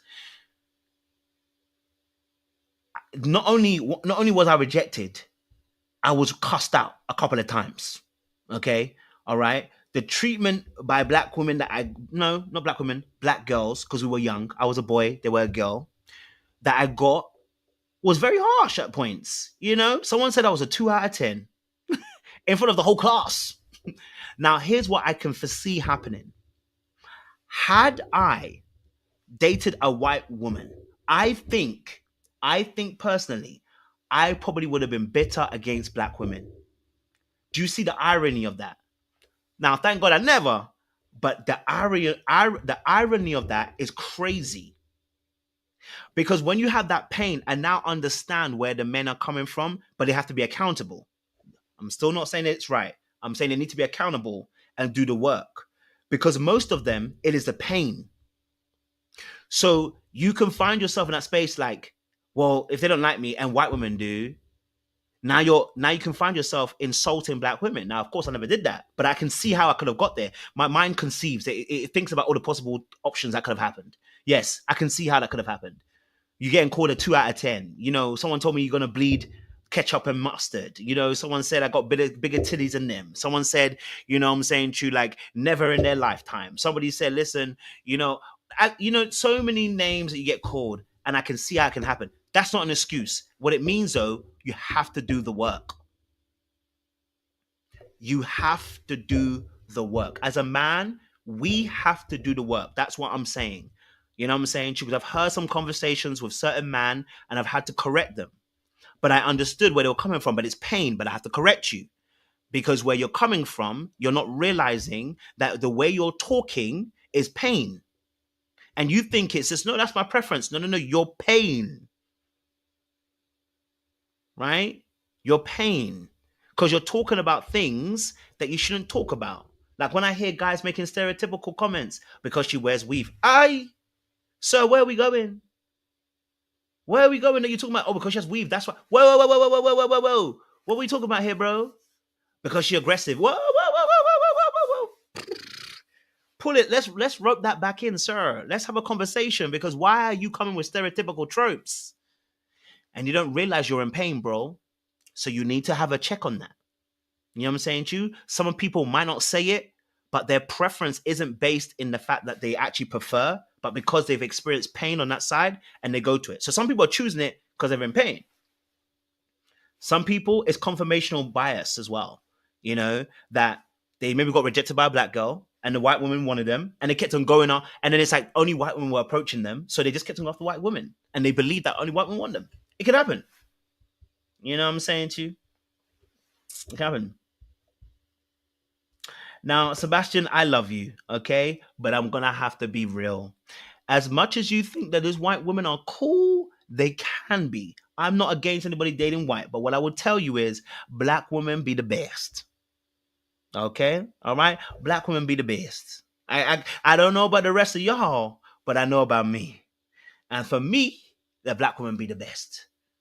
You know what I'm saying to you? There's a struggle that white people will never, ever know. So I cannot roll with them like that in a relationship aspect, because for me personally, what I've experienced as a black male, she ain't never going to understand. So I'm never really going to go for her. You know what I'm saying to you? So listen, if you think they're sweet and wonderful, continue. You know what I'm saying to you? I think you should continue. But I'm saying for me personally, it's always going to be black women, no matter what. You know what I'm saying to you? But I understand where you come from. You know what I'm saying? It's cool. All right, cool.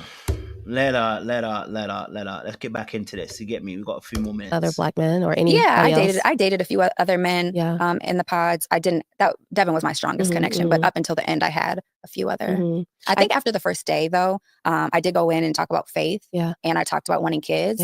And it's interesting, like the cultural filtration around those things, because I do think I lost a lot of white men in that part of the conversation, because I don't know if it's a cultural disconnect, but I think they heard conservative when I said that. But like from a Black perspective, it's like we've always had our faith, and it was like such a strong thing.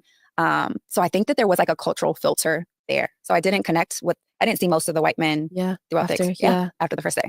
You are beautiful and successful. Hold on now. Is she saying that all the white men didn't want to date her once she kind of let her political views be known?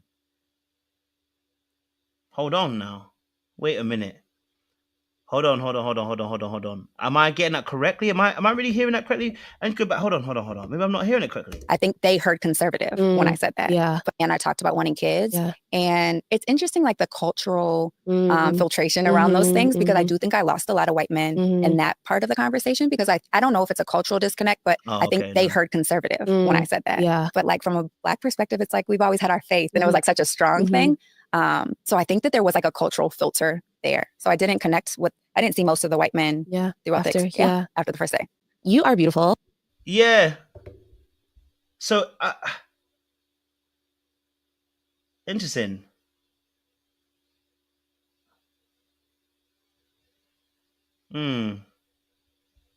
Okay. Interesting. So she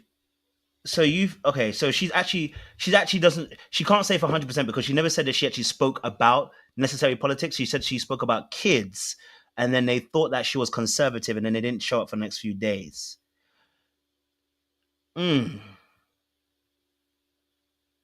Interesting.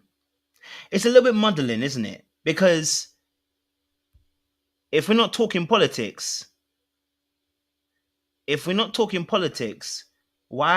do we determine if the white men were jumping ship for that? Or if we were talking politics, why did we not talk about Ben? Why did we not talk about that with Devin? We'd have known. I don't know. Interesting.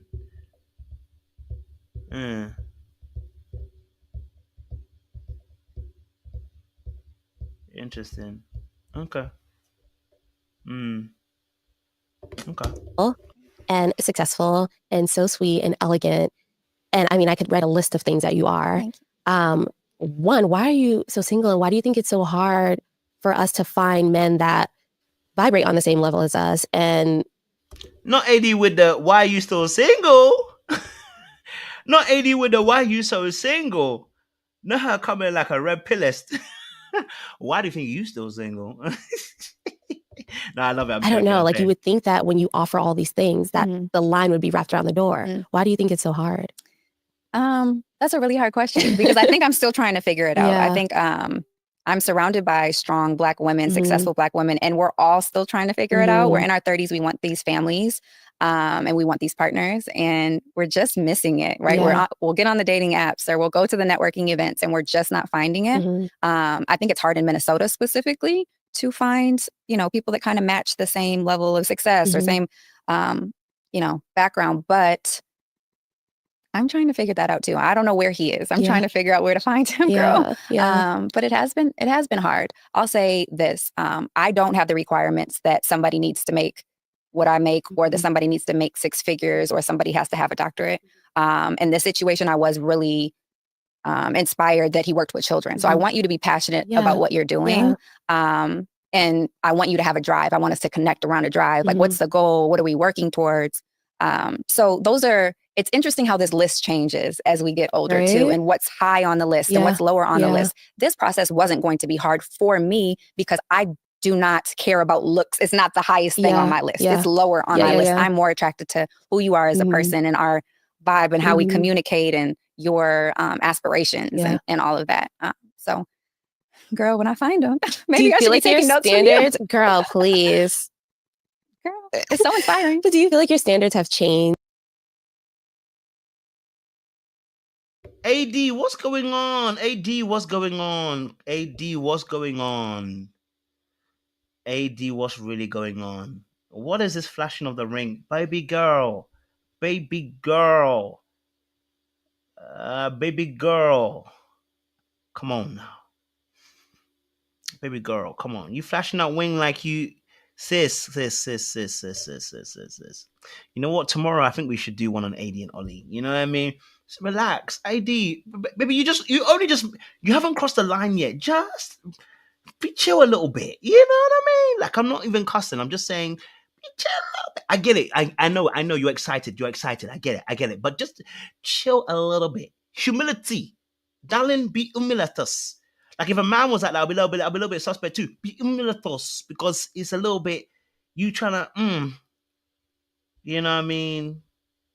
Yeah, that's what I'm trying to say. You know what I mean? So I'm just saying that. You know what I mean? Just chill a little bit. You know.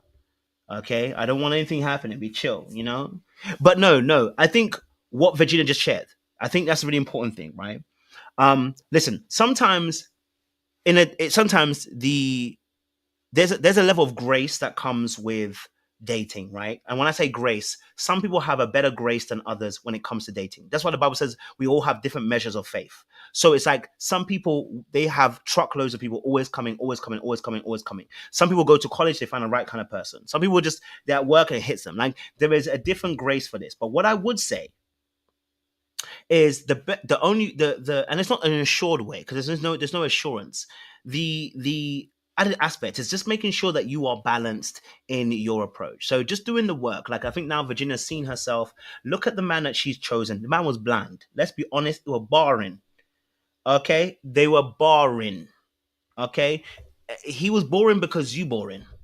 I'm just gonna be honest with you. All right? Virginia doesn't give me excitement. She may be an exciting person. But she does give off a little bit of boring. So the problem with boring is you find other boring people. And it's not because you're bad. You know, it's just that maybe the tone, the language, because she's a fine woman. Don't get it twisted. She's a beautiful woman. Virginia's a beautiful, aesthetically looking person. You know what I'm saying to you? Like, for me, I'm a little bit prejudiced. I like them a little bit darker, but she's a beautiful woman. You know what I'm saying to you? Like, so you being beautiful and stunning, you're probably not having let me not say that, because beautiful people do have that. Sometimes you're too beautiful. But you may be having people to you, but you may need to work a little bit more.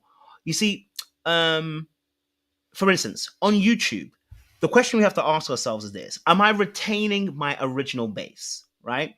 So, for instance, if I'm on YouTube, can I maintain the audience that I've gained, right? If I've got a high click rate where people are doing CTR, I've got a high click rate, people click a lot of my videos, but they don't stay and want to subscribe, then I have to look at it a different way. I have to go, okay, something isn't allowing them to want to stay. What is it that's missing? Because I don't know if she's having a problem with attracting them.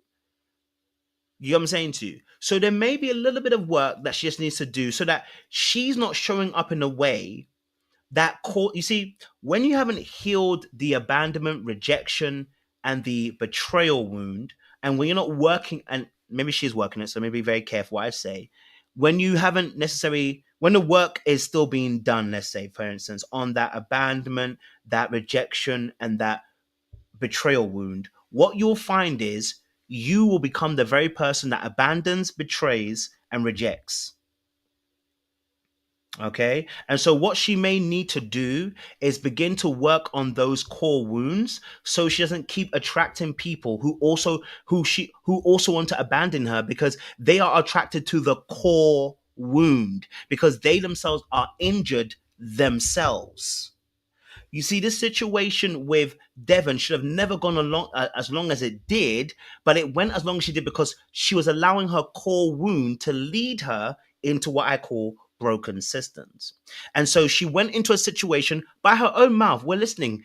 There were so many qualities about him that were not in alignment with what she wanted, but we're still trying to call him at the end. And the reality of the situation is because she just needs to do a little bit more healing so that she doesn't let the core wound lead her into places that are going to waste her time. Right? So again, but I always say this, by the grace of God, some people's story are not your story, but the majority of people, their story is quite similar. But there are few in this world who, let me tell you something, they're going to be at a bus stop and the man of their life meets them at the bus stop. There is somebody who's in a gym who meets the man of their dreams on a treadmill. There's somebody who is in corporate office, coming out the office, going to grab a coffee. They meet the love of their life at a coffee shop. But that is not everyone's story. For the rest of us who may not have that story, there's a little bit of work that we need to do, a little bit more effort we need to put in. You're right. And so that when we're in the right place, we can hopefully be in the right time and have the right mind frame to really take a hold of that opportunity ahead of us. You know what I'm saying to you? So I'm not saying that it doesn't happen, the impossible doesn't happen. I'm saying to you, but you may not be a part of the impossible. So if not, let's make sure we're doing the work. So when the opportunity comes, we're ready to grab it with both hands. Because look, I can tell her to heal, and tomorrow, the man that can handle all her wounds will come along. But don't make that minority and majority. That, that person who was, didn't know how to keep it, and then suddenly they meet the manager. Like, don't make the minority the majority, and that will be your story too. Let's make sure we're preparing ourselves, getting ourselves ready, so when the time comes, we can move in the right direction. You know what I'm saying too? That's all we need to. That's all. Now? Oh yeah, yeah, absolutely. I think I was just getting to a point where I was like settling in a lot of areas. I was settling, and watching it back, it's painful for me that I was settling a lot. And I think I was shrinking myself to match this man. And now I have no interest in doing it at all. Like, settle for what? It was a very slippery slope. It was like settling and settling and more settling and more settling. But now I'm interested in freezing my eggs and taking my time and not feeling like I need to be rushed. I do want my partner and I do want to have a family. I used to say I wanted 6 kids, but I don't know if I want 6 kids anymore. But I'm going to take my time and find the right person and not rush down the aisle to the wrong man. Yeah. What are some of your deal breakers now? Yeah.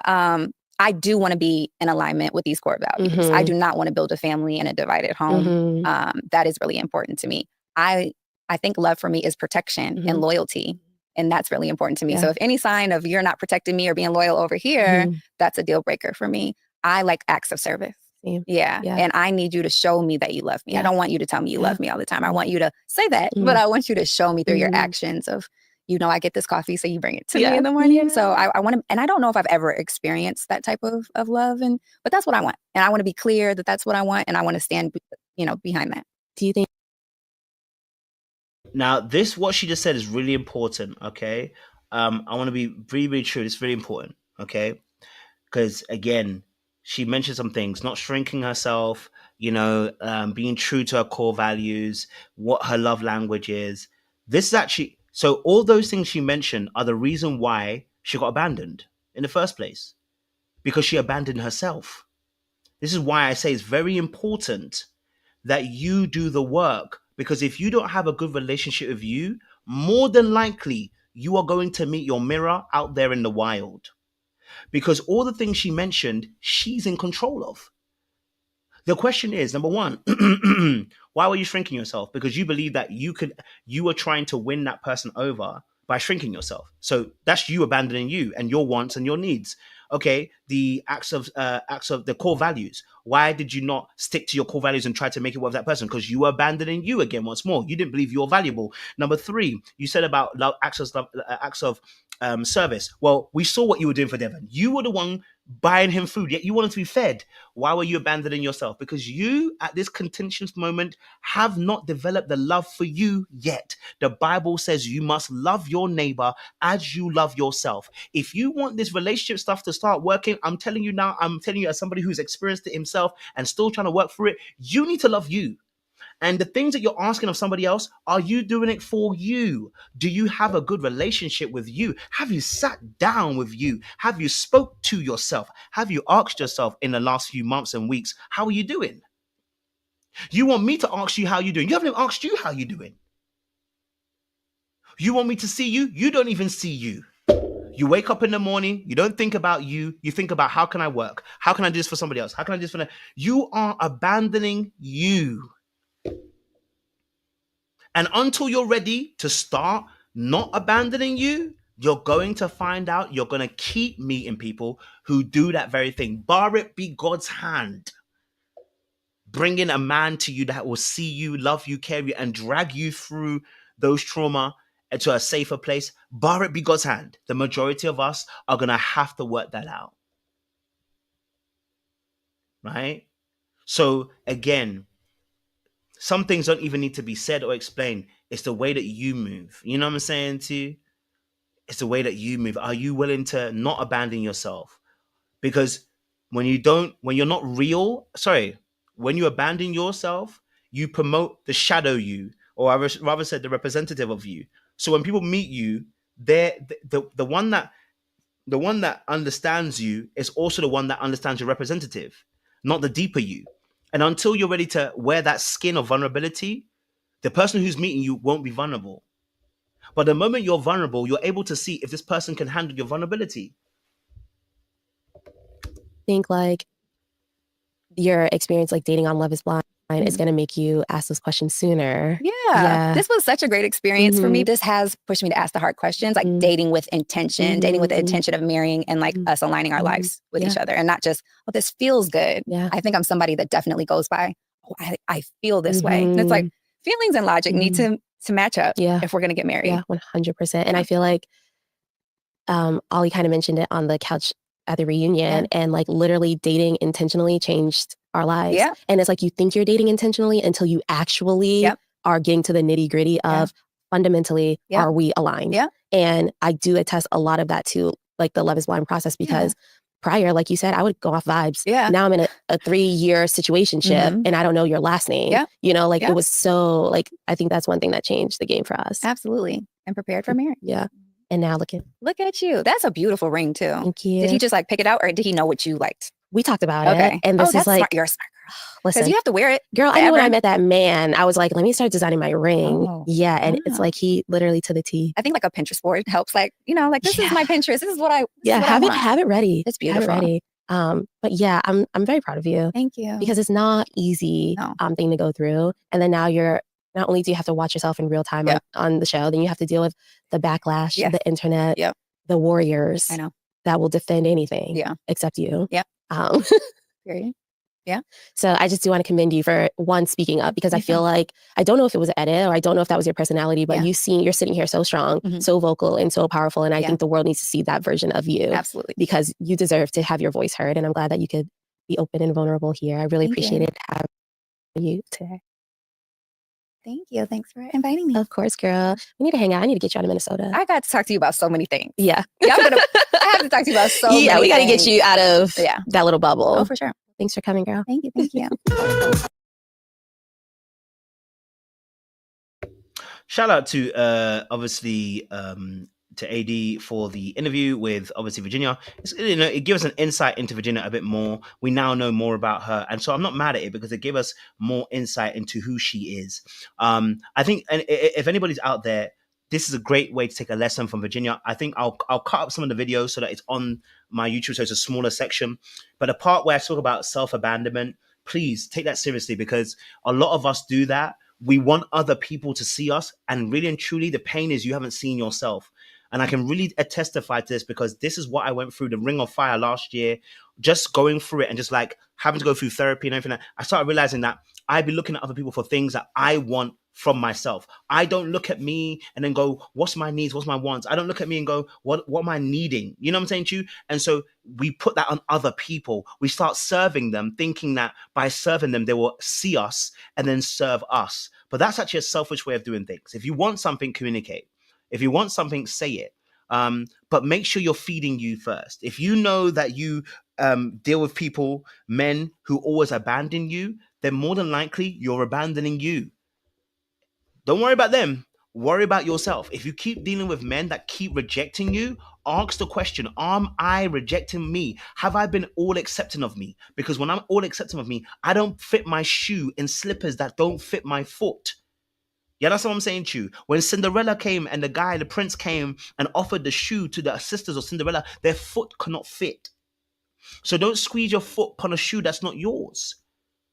Yeah. And the third one is that when it comes to betrayal, make sure you are not betraying your true values and your core values.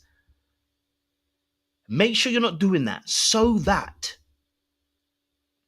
for you personally, you are able to not now, because what happens is because you have experienced betrayal, because you are betraying yourself, you are actually giving grace to other people because you're really giving grace to yourself. You're seeing them betray themselves too. You're seeing them betray you. But really and truly, why you're giving them grace is because of how you feel about you. You're like, well, I need to give you grace because maybe that's not what it is. But you know the truth because but it's because you're betraying you. You know what I'm saying too? So before you look at the opposite sex, before you blame them, before you say they are the problem, ask yourself this quick question, especially if you've got a retention problem. Maybe you're somebody who's out there who can get the man, you can get the girl. You can get the man, you can get the girl. That ain't your problem. And the first thing is to make sure, okay, I might have a retention problem. Let me make sure that I am not betraying, abandoning, or rejecting me. What are the areas of my life that I'm being in tune with, and where am I being out of tune with? You know what I'm saying to you? Okay. All right, cool. Listen, audience, we'll be back tomorrow. I'll definitely do the AD and Ollie live as well. I want to do that tomorrow. So I appreciate you guys. We'll definitely talk tomorrow. Much love, much appreciation. We'll see you again very soon. Ta-ra. Okay, all right. We appreciate y'all. Little black, you know what time it is.